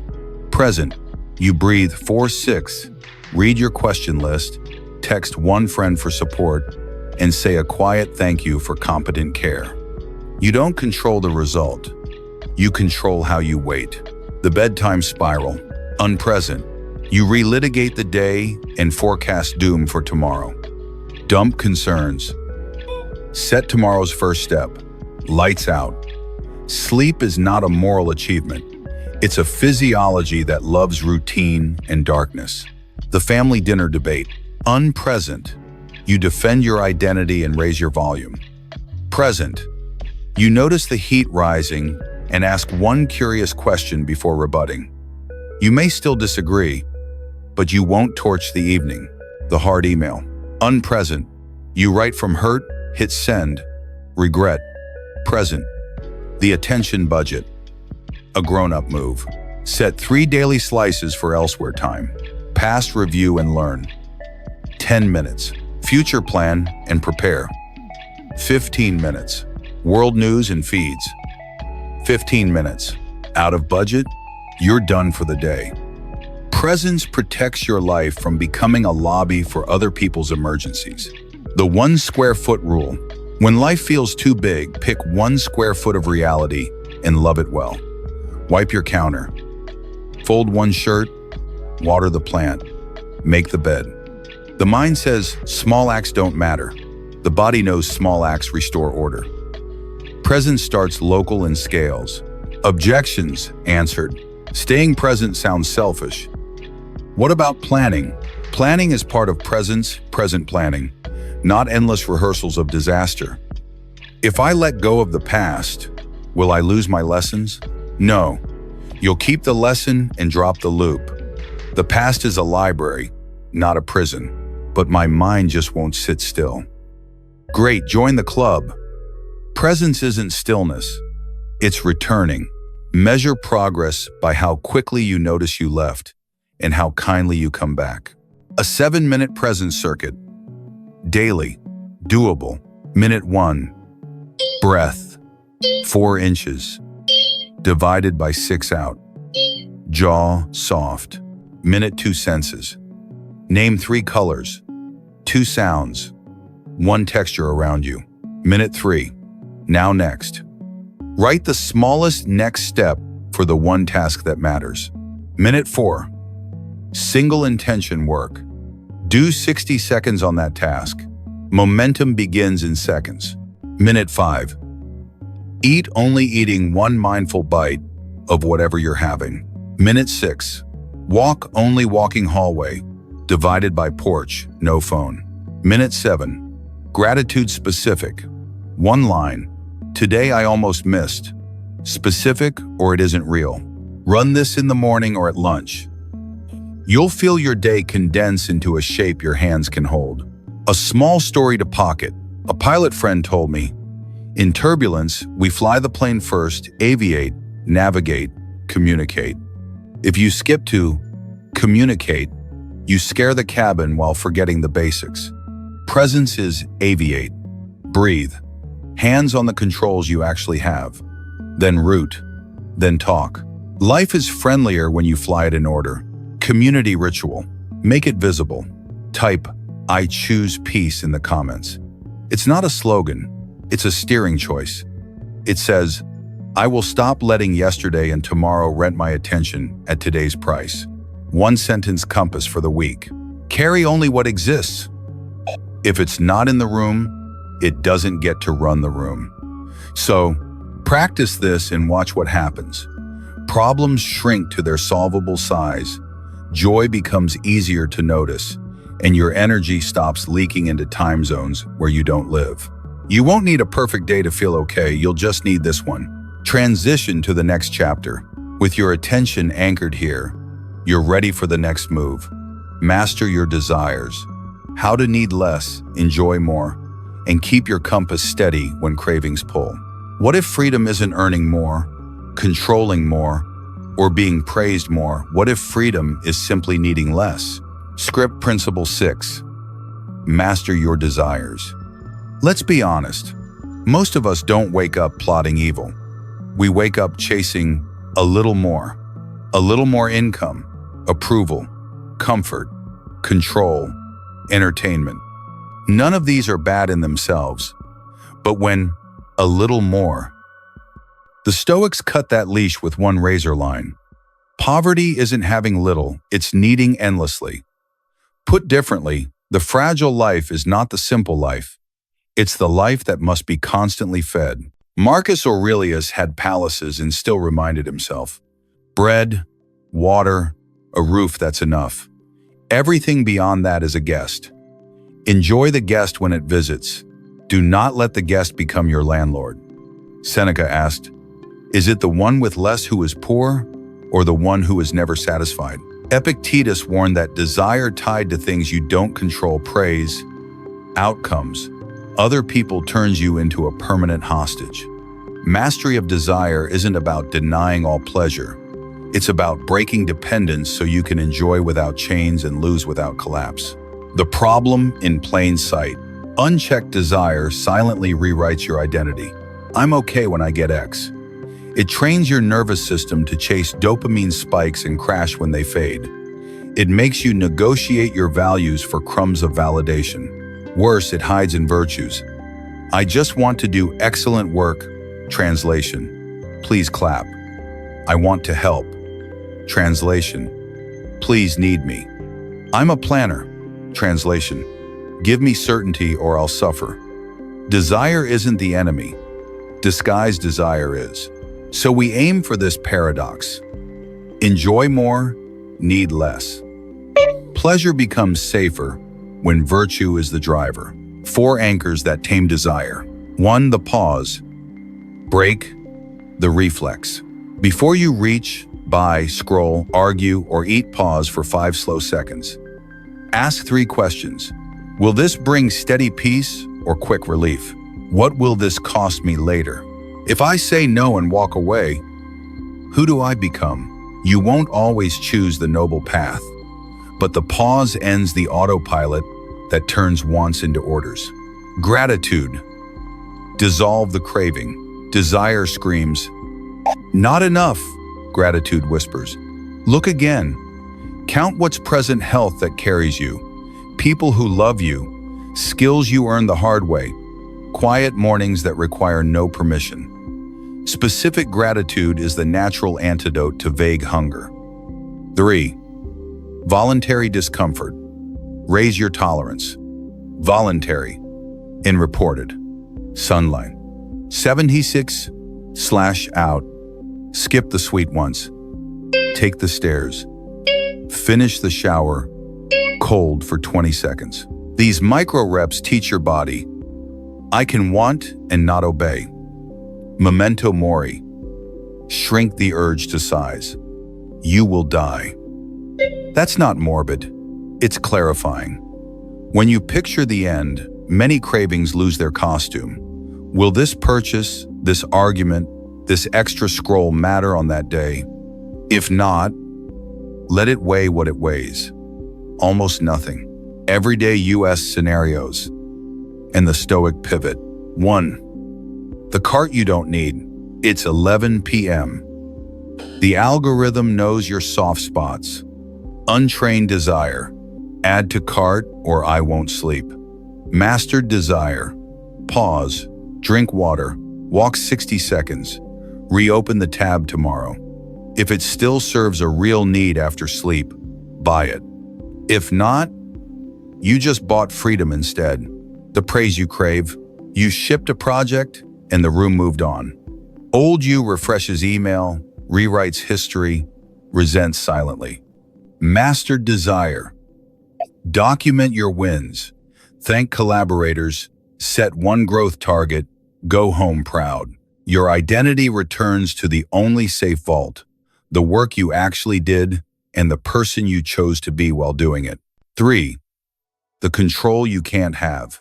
A teammate edits your plan. The board shifts priorities. Mastered desire recenters. Do the part that's mine. Say the truth without drama. Adapt with composure. You trade the high of control for the calm of integrity. The entertainment loop. You promised yourself 1 episode. Your platform promised you 8. Untrained desire lets autoplay decide your bedtime. Mastered desire sets an end time, not an end feeling. At 10:30, I'm done. Want to keep watching? Note it for tomorrow. Bed is a virtue move.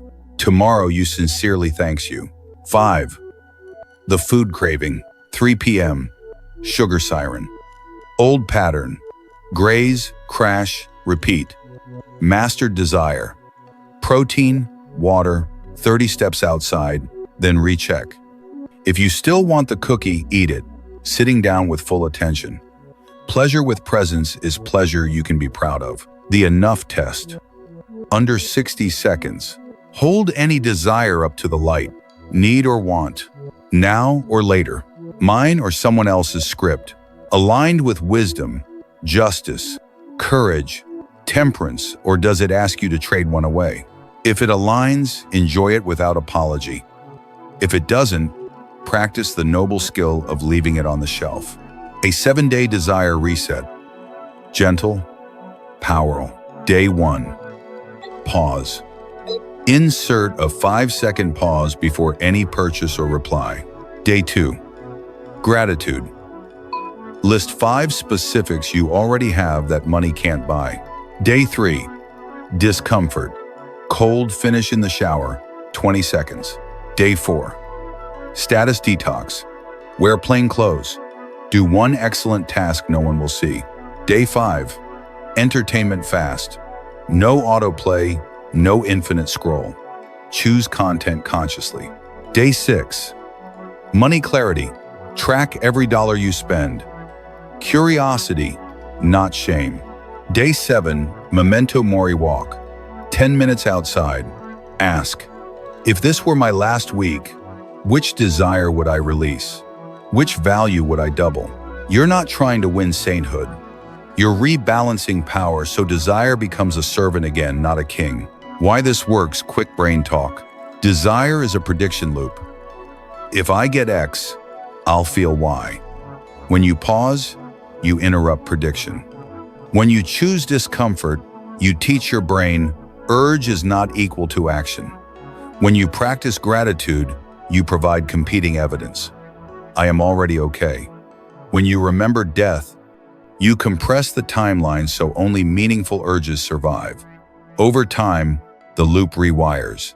The reward becomes respect for yourself. Objections answered. Isn't this joyless? No. This builds joy capacity. When you're not enslaved to cravings, you can savor simple pleasures deeply and walk away smiling. Wine tastes better when you don't need the bottle to forget your life. What about ambition? Ambition rooted in virtue is noble. But if your drive secretly demands constant applause or perfect outcomes, it's not ambition, it's addiction in a tuxedo. Aim high. Tie your identity to your process and principles, not the scoreboard. I've tried. I always slip. Welcome to the human club. The Stoics didn't worship perfection. They worshipped persistence. The win is not never slip. The win is slip, notice, return faster each time. Tiny scripts for big moments. Retail. I buy on clarity, not on craving. Social. I post from value, not for validation. Work. I do excellence.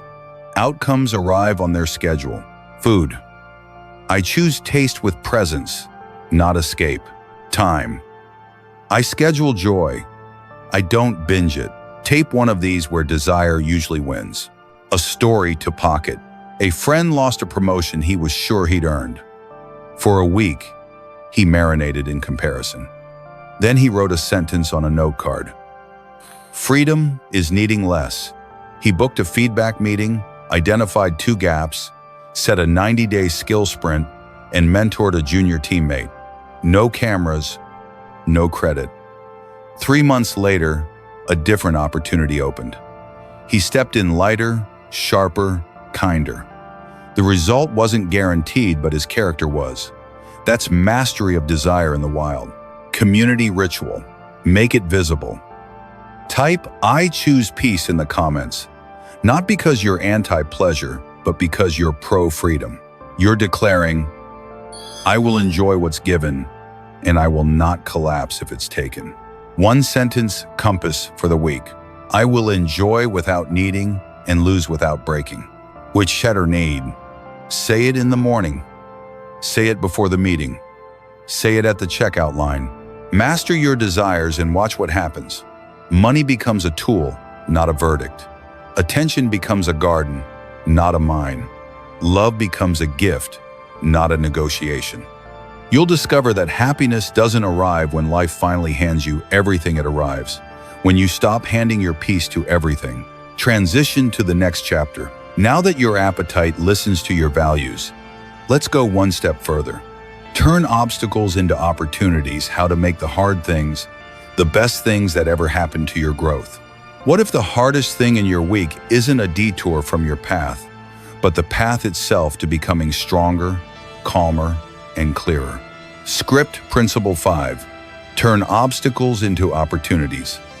There's a line that has outlived empires. The impediment to action advances action. What stands in the way becomes the way. Most of us nod at that until real life shows up. A plan collapses. Someone we trusted cuts a corner. The body says, "Not today." In those moments, the mind wants to bargain with reality. Not this, not now, not me. The Stoic move is different. It's not denial, and it's not toxic optimism. It's craftsmanship. Events are neutral. Interpretation decides whether we break or build. Think of water hitting a rock. It doesn't file a complaint. It flows around, over, or through. The rock becomes part of the river's story. Your life can work the same way. The obstacle is not an interruption. It's material. The question isn't, why is this happening to me? It's, what is this training in me? Wisdom, courage, justice, temperance? Let's slow this down into a field-tested sequence you can run under pressure. 4 moves, simple, repeatable. 1. Anticipate the hits so they hurt less. Every morning, take 60 seconds for premeditatio malorum, the rehearsal of potential setbacks. Not because you're pessimistic, but because you're prepared. A client may cancel. Traffic may choke. Someone may misread my tone. A kid may wake up sick. Then pair each with a poised first response. When reality chooses one of your scenarios, shock drops out. You already wrote the first line of the script. Why it works? The brain hates surprises. When the mind has seen a movie once, it doesn't panic as hard in the theater. You've traded spike for steadiness. Pause and reframe. Turn pain into training. When the hit lands, pause. Which virtue is being trained right now? Wisdom. What's true without adjectives? Justice. What's the fair thing to do? Courage. What action would I take if I weren't afraid? Temperance. What does restraint look like? Reframing is not spin, it's focus. You're choosing a lens that makes action possible. Microscript. Good. Training day. Say it quietly. Your nervous system listens to your words. Take the smallest right step. Momentum beats misery. Grand plans drown under stress. Small steps sail. Ask, what is the tiniest action that honors the virtue I just named? Then do that. Send the clarifying email. Make the doctor's appointment. Open a clean page and draft 3 bullet points. Take a 10-minute walk to lower your heart rate before the meeting. Action is the antidote to abstraction. Rule: if the step takes longer to avoid than to do it now. Reflect and harvest. Squeeze the lesson. 3047. After the dust settles tonight, not next year, capture a line in your journal. Event. Keep it factual. Choice. What you actually did. Lesson. What will you repeat or change next time? What is a back to now and to text it? Reflection turns pain into tuition. Without it, obstacles become scar tissue. With it, they become calluses. Stronger skin where you've been tested. Real-world scenarios. And the Stoic pivot. 1. You lost the job. Untrained reaction. Identity collapse. Doom scroll. Self-blame. Stoic pivot. Name the truth. Role ended. You didn't. List 3 skills. The role sharpened.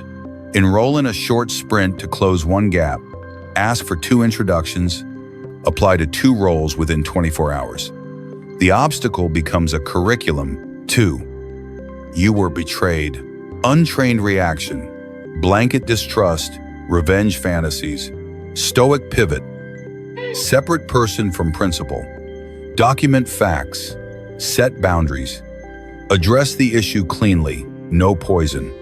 Learn to value integrity with new precision. Betrayal becomes a tutor in discernment without hardening your heart to everyone. Your body says no. Is untrained reaction, denial, overcompensation, injury. Stoic pivot, new plan for a new body sleep window, rehab protocol, smarter workload. Courage here is not ignoring limits, but owning them. Illness becomes a metronome for what actually matters. 8 gently, project blocked by gatekeepers. Untrained reaction, gossip, cynicism, stall. Stoic pivot, map the influence chain. Tailor the message to stakeholders. Pilot a smaller version, collect data, return with signal over noise. Blockade becomes feedback for your strategy. Public mistake, untrained reaction. Hide, deflect, double down. Stoic pivot, own the error, name the fix, share the learning. Move. Your team sees your spine. Error becomes credibility. The obstacle alchemy, a 4-lens check under 90 seconds. When you hit a wall, run these lenses. Truth. What happened? No drama. Control. What part is mine right now? My words, my boundaries, my next step. Training. Which virtue is on the table? Tiny step. What's one action that proves I'm serious? You're not trying to win the war in a breath. You're trying to win this moment. Win there in a never bid. Why this works? Plain English brain talk. Prediction. Anticipation lowers amygdala shock. Reframe. Choosing a virtue shifts you from threat to challenge state. Action. Small steps release dopamine tied to progress, not fantasy. Reflection. Consolidates learning. The hippocampus stores the pattern so next time you move faster with less friction. You're training a nervous system that recognizes difficulty as familiar terrain, not an existential crisis. The 7-minute obstacle circuit. Daily. Doable. Minute 1. Minute 2. Reframe. Assign a virtue to each snag. Minute 3. Script. Write one sentence you'll use under heat. Let's separate person from problem and pick one next step. Minute 4, tiny step. Do the smallest prep action now. Attach the file, block calendar, draft the opener. Minute 5. Breath reset. Minute 6. Gratitude specific. One hard thing you're thankful for because of who it's shaping. Minute 7. Close the loop. Visualize yourself handling the moment with calm mechanics. Run this in the morning. Your day will feel less like a roller coaster and more like a route. Objections. Answered. But some obstacles are unjust. True injustice is a stoic virtue. If action is within your control, act. Document, escalate, vote, organize, support those harmed. Amor fati doesn't mean loving injustice. It means loving reality enough to respond effectively. Isn't this just toxic positivity? No. Toxic positivity pretends the fire isn't hot. Stoicism studies the flames, gears up, and learns to carry water. I did all this and still lost. Sometimes you will. The win you keep is character. Results arrive on their own schedule. Integrity runs on yours. A story to pocket. A friend trained for months to pitch her startup. The week of investor meetings, her CTO resigned. Old script. Cancel. Spiral. Blame. New script. Good. Training clarity, courage, and culture. She recut the deck, told the truth without theatrics, and articulated the hiring profile their standards required. One meeting passed, another leaned in. A third introduced her to their future CTO. The resignation didn't stop the path. It revealed it. The community ritual. Make the choice visible. Type "I choose peace" in the comments, not because life will stop throwing curveballs, but because you're done letting them decide your inner weather.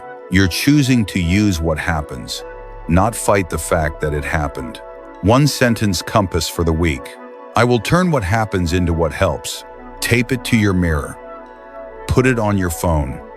Let it interrupt the old story. Turn obstacles into opportunities, and two things change fast.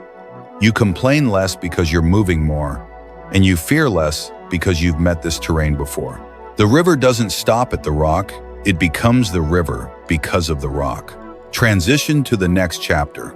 With this mindset in place, let's add the urgency that wakes up our days. Remember the shortness of life. How memento mori sharpens focus without darkening your joy. What if the single sentence that could save your time, your focus, and your peace is simply this: I will die. Not to scare you, to wake you up. Script Principle 4. Remember the shortness of life. Memento mori. Picture the last time a close call snapped you into clarity. A near miss on the highway, a hospital waiting room, a funeral where stories made you laugh and ache at the same time. For a day or two, everything sharpened. Petty arguments shrank, sunsets looked louder, and you were kinder without trying. Then the blur returned: emails, errands, the low-grade buzz of later. The Stoics built a practice to keep that clarity without waiting for a crisis. Memento mori, remember you must die. This isn't dark. It's disinfectant. It strips away what doesn't matter so what does can finally breathe. Marcus Aurelius, running an empire and bearing loved ones, wrote, "You could leave life right now. Let that determine what you do and say and think. Not to make you somber, but to make you selective." Life is short, time is finite, attention is precious. When you hold those three truths at the front of your day, you stop renting your life to nonsense. Let's translate the idea into the most practical promise on this channel. Memento mori makes you better at living today. It shrinks grudges to their real size, dims fear of a future that doesn't exist yet, and turns ordinary moments into gifts. It's not about obsessing over death. It's about obeying reality, so your calendar, your tone, and your choices match what you actually value. Why remembering death improves life. It kills procrastination. When someday becomes maybe never, the phone call gets made, the walk happens, the apology lands. It right-sizes conflict. Ask. It inoculates against anxiety. A lot of modern fear is time fear, doom about tomorrows we can't touch. Memento mori returns you to today, where action is possible. It turbocharges gratitude. When you remember you don't own tomorrow, a simple dinner, a working knee, and a quiet evening stop being background. They're front row gifts. 3 daily touch points. Simple, repeatable. Warning.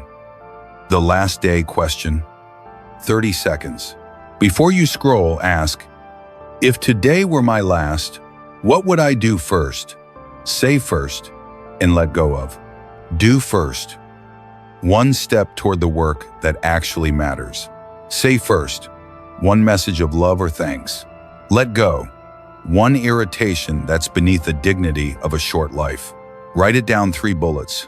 You just set your day by meaning. Midday, the finite time filter. On the hour, 1 breath. When you feel pulled into drama or distraction, ask, is this worth my limited time? If the answer is no, exit politely. If yes, give it your whole attention for a set block. Your calendar becomes a monument to what you value, not what yells. 3. Night, the honest debrief. 2 minutes, 3 lines. What was precious that I noticed? What did I waste on noise?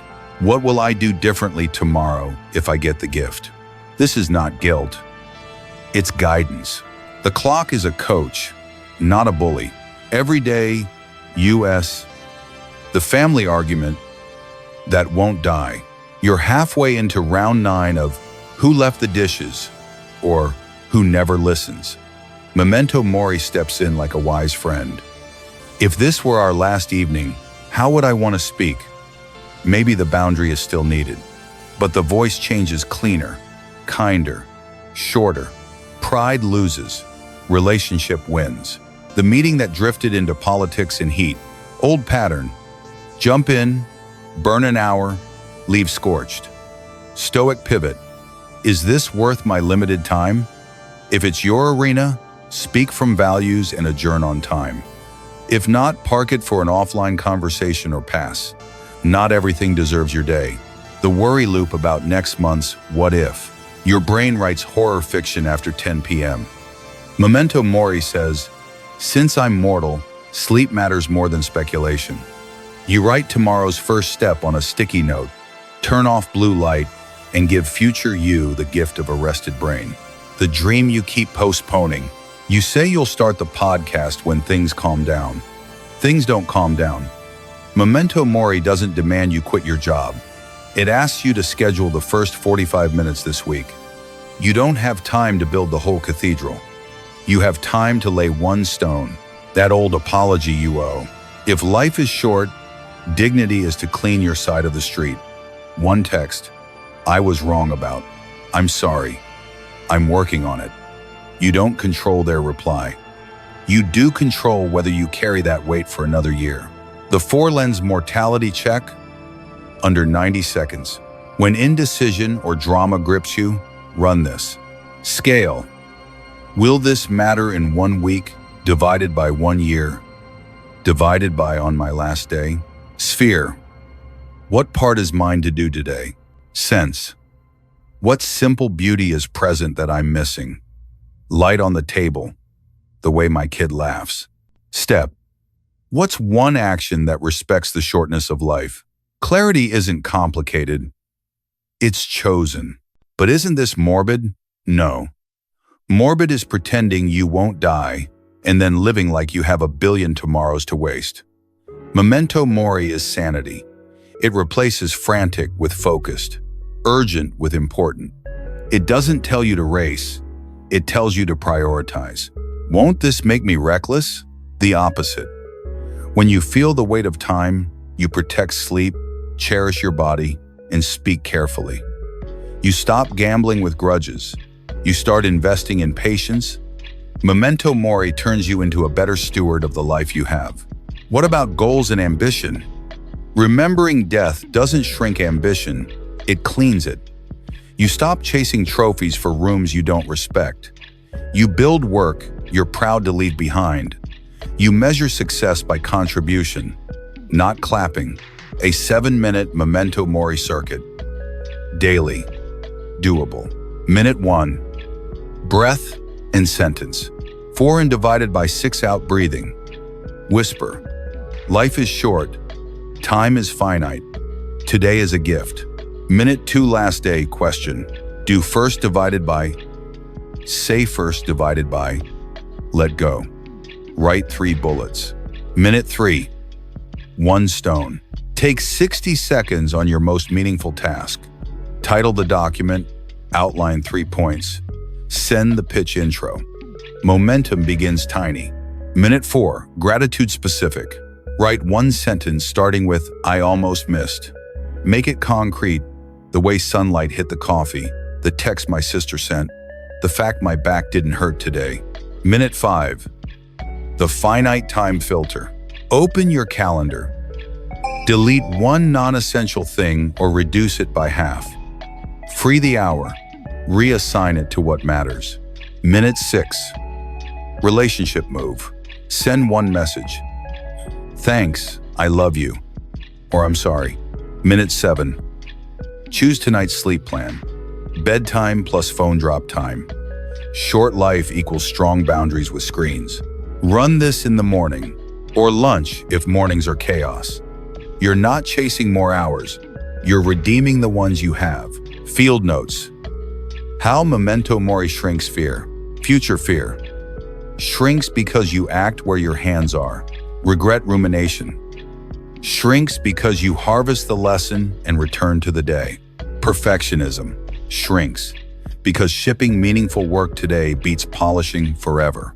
People-pleasing shrinks because you won't trade your hour of life for someone else's momentary comfort. A story to pocket. A mentor of mine kept a small stone on his desk. Every morning he touched it and said, "One less. One less meeting to waste. One less chance to say what matters. One less sunset to ignore." He wasn't depressed, he was awake. He wrote better emails, made faster decisions, and never left love unspoken. When he died last year, no one said he had more time than he needed. They said he used his time. That's the footprint memento mori leaves behind. Community ritual. Make it visible. Type, "I choose peace" in the comments. Not because life is easy, but because you're done treating your hours like they're limitless. You're declaring, "I will live today like it counts because it does." One sentence compass for the week. Carry only what matters. Put it on your lock screen. Let it interrupt the petty and invite the essential. Remember the shortness of life, and you'll notice two changes fast. You argue less because you're not rich enough in hours to fund every fight, and you enjoy more because ordinary moments finally get the attention they deserve. You won't need perfect circumstances to feel alive. You'll need presence and priorities. Transition to the next chapter. With urgency in place, we can fortify the core. Strengthen your inner fortress. How to build a center no storm can shake. What if the strongest place you could live isn't a bigger house, a safer job, or a friendlier world? What if it's a fortress you build inside yourself? Script Principle 3. Strengthen your inner fortress. Imagine a city with no walls. Any wandering army walks straight in. That's how most of us live. Unguarded, wide open, letting every rude email, traffic jam, rumor, and headline march through our mood and plant a flag. The Stoics give us a different blueprint. Build a fortress within, not of stone, but of sound judgments and steady virtues. Out there, things will shake. In here, you choose what gets in, how long it stays, and what it's allowed to do. Let's be clear. Freedom, in the Stoic sense, isn't the power to control the world. It's the power to govern yourself. The enemy isn't the event. The enemy is the undisciplined reaction, the snap reply, the spiral story, the craving that calls the shots, the fear that writes your email. When you strengthen your inner fortress, life doesn't become easy. You become unshakable. So how do we build it? Brick by brick, with practices you can run today. Here's the plan. 1. Pre-brief your day so people can't surprise you out of your filth. Every morning, spend 60 seconds naming reality. Today, I'll meet someone who is rushed, someone who is uninformed, and someone who is kind. I'll remember which one I want to be. That sentence is armor you step into the day expecting bumps, so bumps don't steal your peace. You also prime your identity. I choose my role. Microscript before a tough interaction. I will enter calm, ask one clarifying question, and state one clear boundary. When the moment hits, you won't be inventing yourself. You'll be remembering yourself. Embrace the dichotomy of control, your gate policy. Every fortress needs a rule at the gate. The Stoics wrote it in large letters. Some things are up to us. Most things aren't. Up to us. Our judgments, our choices, our next action, our tone. Not up to us. Others' opinions, the weather, the market, the outcome. Confuse this line, and you hand your keys to chaos. Honor it, and you recover energy for what you can actually shape. 2 questions all day long. Is this within or outside my control? If within, what is the smallest right step? If outside, what story respects reality and keeps my dignity? Example. The client delays the decision again. Not in your control. What is? A clean update to stakeholders, a tightened proposal, the next pipeline call. You don't let the gate swing open to frustration. You choose the corridor that leads to action. Seal the cracks. Desire, speech, thought. 3 lines of defense. Fortresses fall through hairline fractures, not just catapults. Your cracks are the untrained urge, the careless word, the unexamined story. Desire. Urge. Practice 1 daily. Want is not equal to must rep. Skip the extra scroll, eat the cookie seated and present, or not at all. Tell your body, we can want and wait. Speech. Word. Before you speak, run the triple filter. Is it true? Is it necessary? Is it kind? If it fails any filter, try silence or a question. Fortress speech is not timid, it's targeted. Thought story. Catch adjectives. The meeting wasn't a disaster, it was 12 minutes of confusion, then a reset. Remove drama, recover power. Facts are heavy enough, don't hang ornaments on them. The red flag drill. When your alarm goes off, sometimes the drawbridge is already down, anger rising, pulse racing. This is when fortresses earn their name. The 90-second red flag drill. Name it. Anger is here. Labeling lowers heat. Breathe. In for 4, out for 6. 3 rounds. Ask, what value am I protecting? Respect, clarity, fairness. Choose a response that protects that value without violating others. Act small. I'm going to step out for 2 minutes and return with a concrete proposal. You just turned a fire into a furnace, contained heat, useful power. 5. Night watch. Daily repairs reflection that actually fixes things. Every wall needs maintenance. Before bed, run a 2-minute audit. Breach. Where did I let something in that didn't deserve the key? Repair. What sentence or step would have held the line? Reset. What will I say or do next time? Exact words, exact move. Write 1 line in each box. You're not collecting guilt. Real-world scenarios. And the fortress move. 1. The snarky email. Old reaction. Slam reply. Escalate. Regret. Fortress move. Draft offline. Remove adjectives. Add a question. Sleep on it if you can. Send clarity. Not heat. You kept your key virtue, temperance, and you didn't burn the bridge you still need to cross. 2. The family button pusher. Snow. Old reaction. Defend your identity. Relitigate 2014. Fortress move. Pre-brief. The visit. Choose 1 boundary. If the conversation goes there, I'll take a short walk. And 1 bridge, I'll ask about their garden. You're not avoiding, you're governing. The unexpected bill. Old reaction. Panic scroll.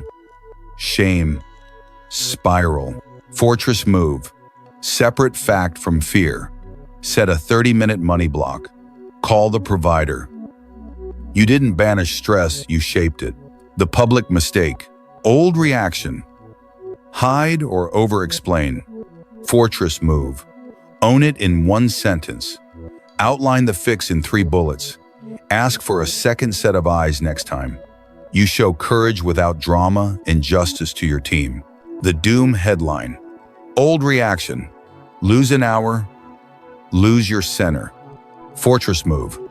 Set a news window. 15 minutes. Act on anything local you can influence. Then return to your life sphere. The world needs citizens with calm hands, not scorched attention. The Inner Fortress Playbook, carry card, gate rule. Control versus not control. Motto: events are neutral. My response is mine. Posture: shoulders down, jaw soft, breath steady. Tools: pause, question, boundary, next step. Virtues in rotation: wisdom, see clearly. Tape this on your monitor. Your nervous system loves simple under stress. Why this works: plain English, psychology. Prediction beats panic. Pre-briefing familiarizes your brain with friction, lowering shock. Agency beats anxiety. Choosing a smallest right step moves you from threat to challenge state. Language shapes feeling. Neutral wording downshifts the amygdala. Repetition builds identity. Each disciplined choice tells your story. I am a person who doesn't hand my keys to chaos. This isn't positive thinking. It's practical engineering for your inner life. A 7-minute fortress circuit, daily. Minute 1. Pre-brief. Name one rude, one confused, one kind person you'll meet. Choose who you will be. Minute 2. Gate check.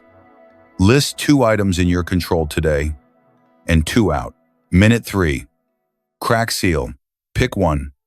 Urge sugar, scroll, snark, and write your replacement move. Minute 4.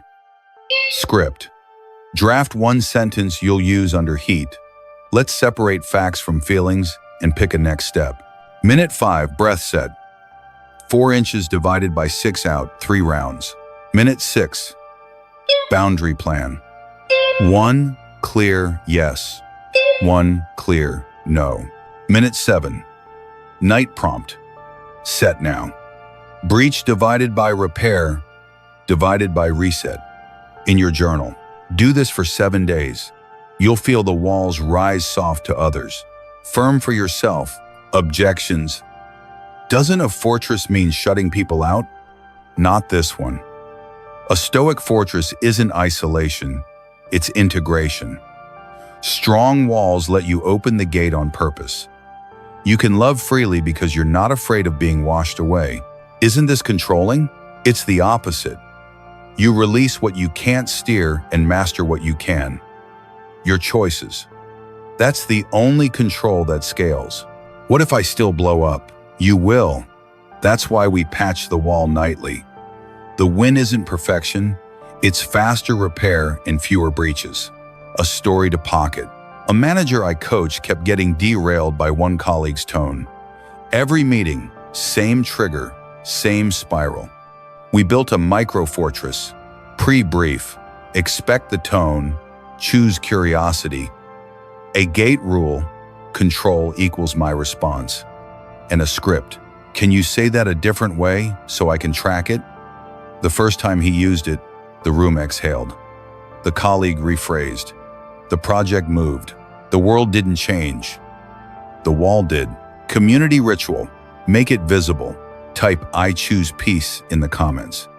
Not because the world is gentle, but because your gate policy just got serious. You're declaring, I decide what crosses my walls and how long it stays. 1 sentence compass for the week.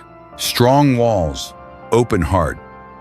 Hold that when the email lands, when the traffic stops, when the rumor flies. You're not building a bunker. You're building a base so you can step into the world without being swallowed by it. Transition to the next chapter. With your fortress standing, let's color the inside with the right compass. Choose virtue over pleasure. How to enjoy life deeply without being dragged by it. What if the fastest way to upgrade your life isn't chasing another high, but choosing who you are before you choose what feels good? Script principle 2. Choose virtue over pleasure. Here's a tough truth the Stoics never sugarcoated. Pleasure isn't evil, but it's a poor pilot. Some days it carries you to a warm beach. Other days it drives you into a ditch at 2 a.m. Virtue, on the other hand, wisdom, justice, courage, temperance is a compass. It doesn't always feel exciting, but it will always take you somewhere you can be proud to stand. Let's name the problem plainly. Pleasure is unstable by design. It spikes, fades, and demands another offering. It can be delicious, but if it becomes your steering wheel, you'll spend your life swerving toward approval, toward comfort, toward control, toward distraction, until the road you wanted to travel is in the rear view. The Stoic shift is radical and freeing. Let virtue drive, let pleasure ride shotgun. When virtue leads, pleasure becomes sweeter, cleaner, and optional. Think of Marcus Aurelius, emperor, access to everything, and still writing, the soul becomes dyed with the color of its thoughts. Translation: character, emperor, access to everything, and still writing, the soul becomes dyed with the color of its thoughts. Translation: character is the paint, actions are the brush. Seneca warned that unmanaged indulgence softens us. Epictetus went further. The instant your serenity depends on what you can't control, other people's praise. The outcome of a meeting, the last bite of a craving, you've handed your freedom to a fragile thing. So how do we live this today in the United States? With deadlines, kids, alarms, and 1,000 shiny escapes within thumb's reach. We make virtue practical. We embed it into choices so small, they become automatic. The 4 questions that put virtue in the driver's seat. When desire or emotion flares, pause for 5 seconds and ask, is it wise? Am I seeing the whole picture or only the part that flatters me? Is it just? Is this fair to others? Or am I justifying a shortcut because I want it? Is it courageous? If I weren't afraid, what would I do or say right now? Is it temperate? What does enough look like in this moment? If your urge passes all 4, enjoy it without guilt. If it fails one, you've just found your growth edge. Choose the virtue even when it pinches and watch your self-respect rise. Real-world scenarios and the Stoic pivot. 1. The reply you'll regret. You've drafted a scorched earth email. It feels righteous. Question #2 Justice asks, is this fair? You cut the adjectives, keep the facts, add 1 clean request, and hit send tomorrow, not tonight. You didn't swallow the truth. You served it in a form that builds, not burns. The opportunity was strings. A client wants a rush job that will underpay your team and overwork your weekend. Courage asks, if I weren't afraid of losing this, what would I propose? You counter with scope, price, and timeline that honor people and quality. You might lose the gig. You won't lose your integrity. 3. The third episode. Autoplay nudges. Temperance asks, what does enough look like? You stop at 2, sleep on time, and show up strong tomorrow. You traded 40 minutes of forgetfulness for 8 hours of capacity. The humble pie. A teammate catches your mistake. Wisdom asks, what's true without my ego? You own it in 1 sentence, fix it in 3 bullet points, and ask for a quick double check next time. You leave the meeting heavier in skill, lighter in pride. 5. The social validation loop. You're tempted to post for applause. Justice asks, is this actually helpful? Courage asks, can I say what's true, not what trends? You post something useful, or you don't post at all. Either way, you stopped renting your worth to likes.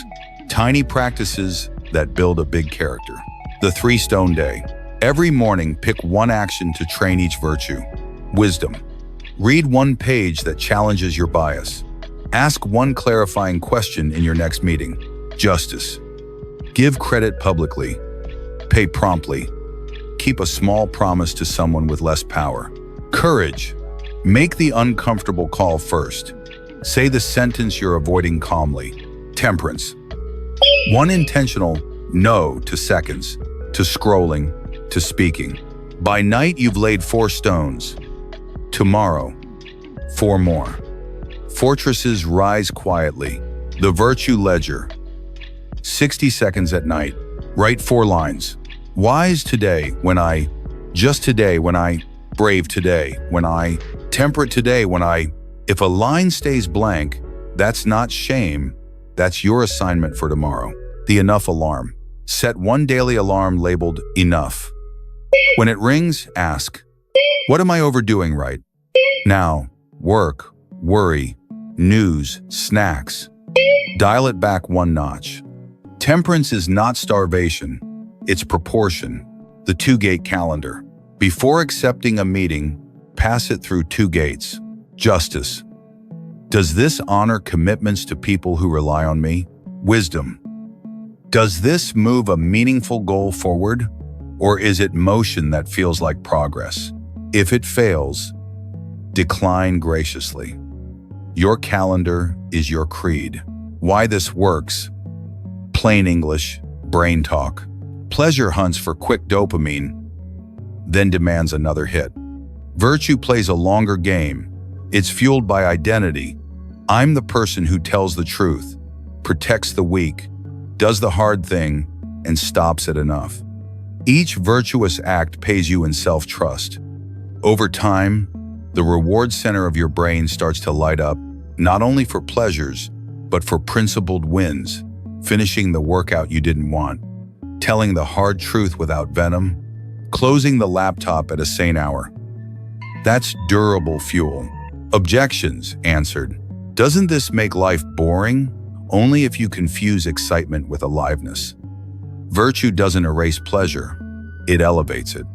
A movie tastes better when you aren't using it to escape your life. A glass of wine is richer when you stop at one, because you promise tomorrow your best. What about ambition? Keep it, point it. Virtue doesn't shrink your goals, it purifies them. You aim higher, just not at trophies that require you to shrink your soul to fit the shelf. I'll mess up. Yes, so did an emperor who journaled daily reminders to himself. The Stoic win isn't perfection. It's repent and return. Miss a mark, fix the mark, move on. A 7-minute virtue circuit. Daily. Doable. Minute 1, breath and posture. 4 inches divided by 6 out. Jaw unclenched, shoulders down. Minute 2, choose today's 3 stones. 1 act for wisdom, justice, courage. Minute 3, write the hard sentence. The email you're avoiding, outline 3 calm bullets. Minute 4, enough alarm. Set it for your slippery time. Late night, late afternoon. Minute 5, credit and care. Send 1 thank you or pay 1 small debt. Minute 6, courage move. Place the uncomfortable call on your calendar for this morning. Minute 7, boundary. Decide your stop time. Close the day with dignity, not fumes. Run this for a week. Your days get quieter on the inside and stronger on the outside. A story to pocket. A client of mine led a team that prized heroic hours and quiet burnout. He decided to experiment with virtue first. Justice. He stopped praising martyr schedules and started praising clean handoffs. Temperance. All hands ended at 50 minutes, not 60. Courage. He told a major partner no on a timeline that would have wrecked his people and offered a higher quality alternative. Wisdom. He created a weekly postmortem where the question wasn't who messed up, but what did the system teach us? 6 months later, revenue rose, turnover fell, people smiled more. Nothing mystical, just virtue driving and pleasure catching up. Community ritual. Make it visible. Type "I choose peace" in the comments, not because you're anti-pleasure, but because you're pro-character.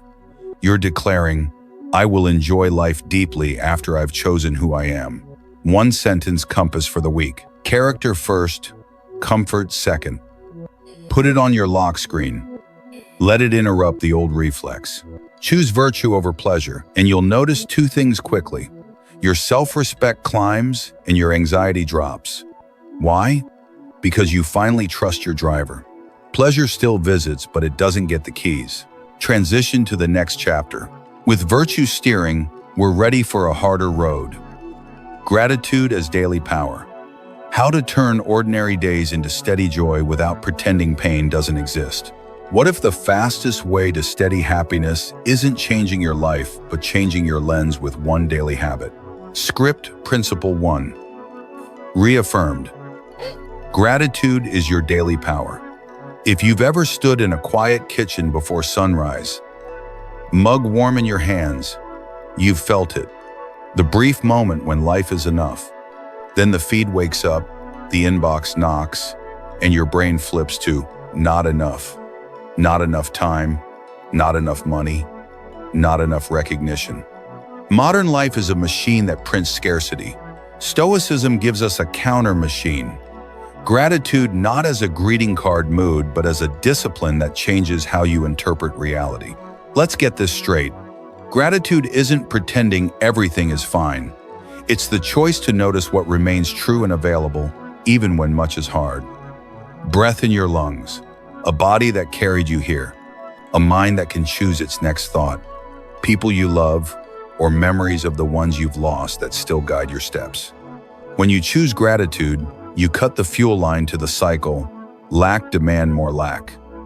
You anchor your attention to what cannot be confiscated, your values, your character, your response. Gratitude does 3 quiet miracles.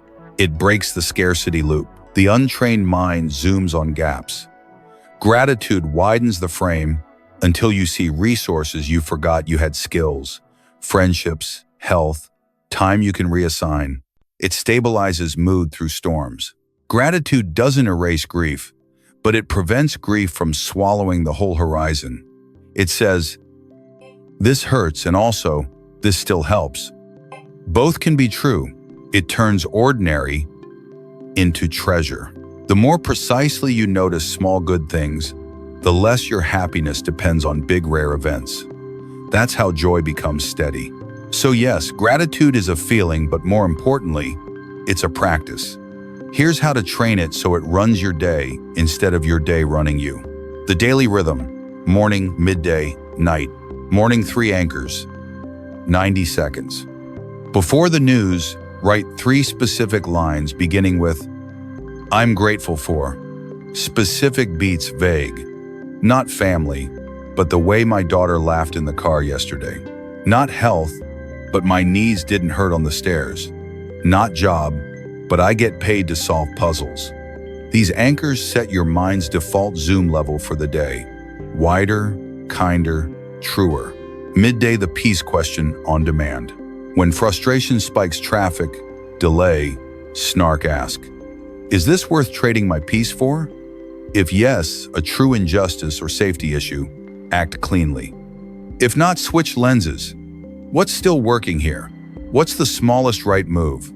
Often the answer is water, a walk, 1 clarifying email. Night, the 3R review. 2 minutes. Received. 1 gift the day gave you. A warm conversation, a solved bug, an unexpected laugh. Resisted. 1 temptation you didn't obey, doom scrolling, extra jab in a reply. Reframed. 1 hard moment you turned into training. You're teaching your brain where to look tomorrow. The 4 fields of gratitude. So, it doesn't get shallow. 1. For people. Tell them. A quick text. That comment you made in the meeting helped me think. Thank you. Gratitude spoken strengthens bonds. Resentment starves. For work. Name how your tasks grow your virtues. Patience in long queues. Courage in hard calls. Temperance when you stop on time. This turns a job into a dojo. 4. Adversity. Not "I'm glad this happened," but "I'm grateful for what this taught me." A canceled trip sharpened your flexibility. A lost deal clarified your ideal client. A conflict taught boundary and tone. Day R. For the ordinary. Day R. Light on the table. A working faucet. The smell of toast. The ordinary is where most of your life lives. Miss it, and you miss your life. Real-world scenarios, and the gratitude pivot. The inbox avalanche. Old pattern. Perform triage with a racing heart. Complain all day. Gratitude pivot. I get to be trusted with meaningful problems. Then act. Sort by impact, not urgency. Draft 3 clean, yes, divided by no decisions. Close with 1 thanks. You did real work and protected your weather. The comments section. Someone is loud and wrong about you. Gratitude pivot. I'm grateful I don't need universal approval to do my work. You either ignore, most cases, or reply once with facts and a steady tone. Your self-respect grows. The algorithm gets less of your soul. The family chores spiral. Dishes, laundry, sighs. Gratitude. Pivot. These tasks prove I have a home and people to care for. Then upgrade the moment. Music on, timer set, team effort. It's not glam, but it's good. The setback. At 4 p.m., a no from the client. Gratitude pivot. I'm grateful for clarity sooner, not later. You ask for feedback, document a lesson, and move one lead forward. The no becomes fuel. Silent gratitude. When words aren't right, some days you don't feel like writing, saying, or posting anything. Perfect. Practice quiet noticing. Feel the weight of your feet, the rhythm of your breath, the warmth of water on your hands. Attention is gratitude's original language. The more often you return to the body, the less the mind hijacks you with shortages. Why this works? Plain English brain talk. Your brain has a built-in negative bias. It watches for threats to keep you alive. Useful for saber-toothed tigers, terrible for email. Gratitude training doesn't blind you to threats. It balances the dashboard so opportunities and supports are equally visible. Over time, you get more dopamine from progress and connection than from outrage and comparison. That's how gratitude becomes reflex, not forced positivity, but accurate vision. Objections answered. Isn't gratitude just denial? No. Denial says everything is fine. Gratitude says, this part is hard, and here's what I still have to work with. It widens the frame so you can act with reality, not fantasy. Won't I lose my edge? You'll lose your friction, not your edge. Calm focus delivers higher output than chronic complaint. Gratitude protects urgency for what matters. I tried journaling and quit. Make it smaller and stickier. 3 bullets on a sticky note, or voice memo on your commute. The best practice is the one you'll actually do. The daily bricks, carry card. These are the 5 micro scripts you can run anywhere. Morning, write 3 gratitudes. Specific. When irritated, is this worth my peace? If no, release. If yes, respond cleanly. When craving, freedom is needing less. Enjoy without chains. And when blocked, the obstacle is the way. Choose one small next step. When mortality whispers, life is short, this moment is precious. Prioritize the essential.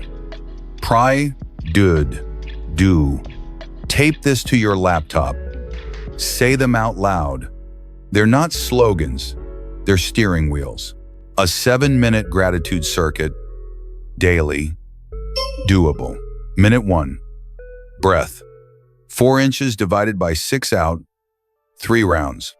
Calm body, clear lens. Minute 2, 3 anchors. Write 3 specifics you're grateful for. Minute 3, people. Send 1 thank you text or note. Minute 4, adversity reframe. 1 hard thing, 1 virtue. It's training. Minute 5, ordinary gift. Name a tiny delight you almost missed today. Minute 6, peace question. Identify the hash-shown annoyance. Decide in advance if it's worth your peace and what your clean response will be. Minute 7, close the loop. Schedule a 10-minute block for your most meaningful task. Gratitude points you, action proves you. Run this for a week. Watch how drama gets quieter and colors get brighter without anything out there changing. A story to pocket. A friend lost a parent and in the numb weeks after, taped 1 sentence to the fridge. Notice what's still here. Every morning she wrote 3 specifics. The neighbor who took out my trash, my mother's handwriting on a recipe, the dog waiting by the door. Grief didn't vanish, but it didn't eat everything either. Months later, she told me, gratitude didn't make me less sad. It made me more alive while I was sad. That's the power we're talking about. Community ritual. Let's mark the shift. Type "I choose peace" in the comments, not as a magic trick, but as a micro contract with yourself. You're saying, "I will look for what's present, use what I have, and protect my inner weather." One sentence compass for the week. Count what counts and act from there. Put it on your lock screen. Let it interrupt the old scarcity script. Gratitude, practiced daily, becomes both sword and shield. A sword that cuts through despair's fog, and a shield that guards your heart from resentment's arrows. It makes happiness less fragile because it stops being a hostage to conditions. You won't need perfect circumstances to feel okay. You'll need clarity and practice. Transition to the next chapter. With gratitude stabilizing your inner weather, we can now zoom out and stitch all the practices together and your daily brickwork, so each day stacks into a life you're proud to live. Script bonus. The daily brickwork, a Stoic checklist you can actually use. Morning. 3 gratitudes prime the lens. Irritation. Is this worth my peace? Choose response, not reflex. Desire. Freedom is needing less. Enjoy or decline without chains. Obstacle. The obstacle is the way. One step forward. Now. Mortality. Life is short. Speak the love. Do the work. Drop the petty. 5 lines. 1 life. Repeat until it's who you are. Eat PT. Maps don't get you home, walking does. So here's the last mile. How to turn Stoic wisdom from beautiful ideas into footsteps you can actually take, starting today. Script. Conclusion. From philosophy to practice. From noise to peace. If you've made it this far, you already know the truth most people never learn. Philosophy is not a bookshelf trophy, it is a toolbox. It's the difference between admiring a blueprint and picking up a hammer. Marcus Aurelius didn't write his meditations to publish a brand. He wrote them to remember who he wanted to be when the world got loud. Seneca didn't send letters to sound clever. He wrote because he knew a friend's courage can carry you through a dark week. Epictetus wasn't a celebrity. He was a teacher who believed freedom begins when you stop outsourcing your peace. So let's make this practical. Say it with me. Happiness is not a gift. It's a habit. You don't wait for it. You practice it. Like strength. Like music. Like love. Map versus miles. A map is elegant. The road is messy. The difference isn't knowledge. It's reps. You build steady happiness the same way you build a strong body. One small, honest repetition at a time, especially on the days you don't feel like it. You won't always hit perfect form. Neither did an emperor. Neither did a senator. Neither did a slave who became a philosopher. They fell. They stood back up. They kept training. So when you miss a morning journal, when you snap at a comment, when you binge the scroll, remember, the Stoic win isn't perfection, it's return. Pick up the rep where you dropped it. Progress over performance. Direction over drama. The chain breakers. A simple operating system. Let's condense the biggest moves into a daily operating system. 4 tools that break the 4 chains that keep us small. Gratitude breaks grasping. When you count what you have, you stop worshiping what you don't. 3 specific lines each morning cuts the lack, demand more lack loop. This isn't delusion. It's precision, seeing the full picture, not just the missing piece. Anticipation breaks fear. Premeditatio malorum. Rehearse the rough edges of the day before they happen. You don't invite disaster. You reduce shock. Fear loses its teeth when the mind has seen the movie once. Reflection breaks anger. At night, trade rehashing for harvesting. What did the day teach? Where did you leak your peace? What will you try differently tomorrow? Anger wants to replay. Wisdom wants to learn. Presence breaks distraction. Bring your mind back to where your hands are. Eat when you eat. Walk when you walk. And over all of it, The gate rule. Dichotomy of control. Some things are yours to choose: judgment, tone, the next small step. Most things aren't other people's opinions, the weather, the final outcome. Spend your life on what you command. Bless and release the rest. A pocket ritual to end today and begin tomorrow. If this were the last minute of your day, what would you want to have done with it? Not another scroll, not another argument won in your head. You'd want to have chosen your character, chosen your focus, chosen your peace. So take 90 seconds now. Whisper once, I choose peace. Not because life is gentle, but because you will be. Write one line of gratitude, one line of repair, one line of intent for tomorrow. Set your stop time. Close the day with dignity, not fumes. This isn't magic, it's mechanics. Do it tonight. What to do when you fall off the plan? You will. We all do. Here's the recovery protocol. Name it without drama. I broke my plan. That's a sentence, not a sentence of doom. Ask the fortress question. What value was I protecting badly? Comfort, approval, control. Shrink the next step. Halve it, then have it again until it's so small you can't say no. Return to the basics.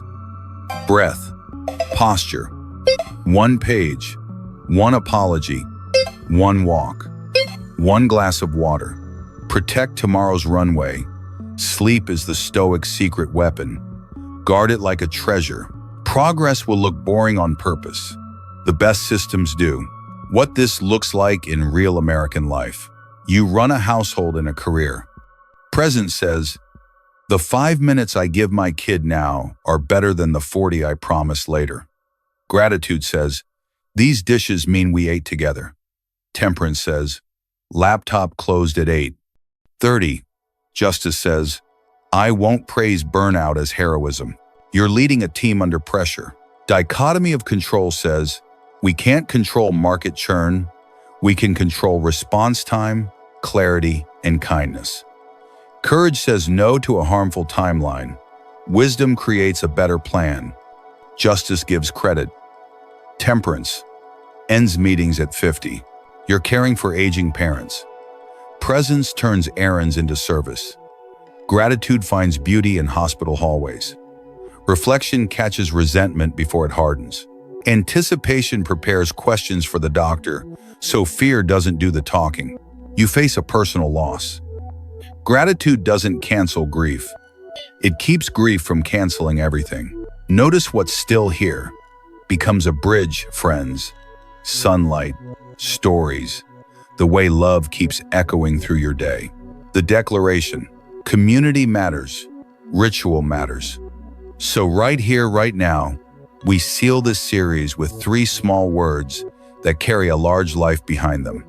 I choose peace, not as a meme, as a method. You are declaring that peace is no longer a mood you wait for, but a discipline you keep. You're anchoring your happiness in what you can build character, clarity, courage, gratitude, not in what you can. Only borrow luck, praise, weather. Say it aloud. Type it below. Let your nervous system hear your mouth make that promise to your future self. 1 life, 5 commitments. If you remember nothing else, remember this quick creed.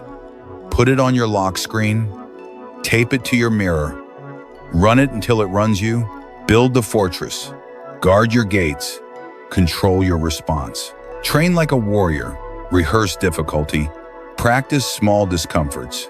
Master desire. Freedom is needing less. Enjoy without chains. Choose virtue first. Wisdom, justice, courage, temperance, let them drive. Practice gratitude now. Turn ordinary days into steady joy. When you live this, happiness stops being fragile. It stops being a hostage to other people's moods or market cycles or perfect health. It becomes a companion, quiet, strong, and stubbornly present. The next step, because conclusions are really beginnings. Close this video and take one tiny action today. Write 3 specific gratitudes. Send 1 honest thank you or apology. Do 1 smallest right step on the work that matters. Delete 1 non-essential thing from your calendar. Set tonight's sleep window. Then come back tomorrow and stack the next brick. Maps don't get you home. Walking does. And now you know the way.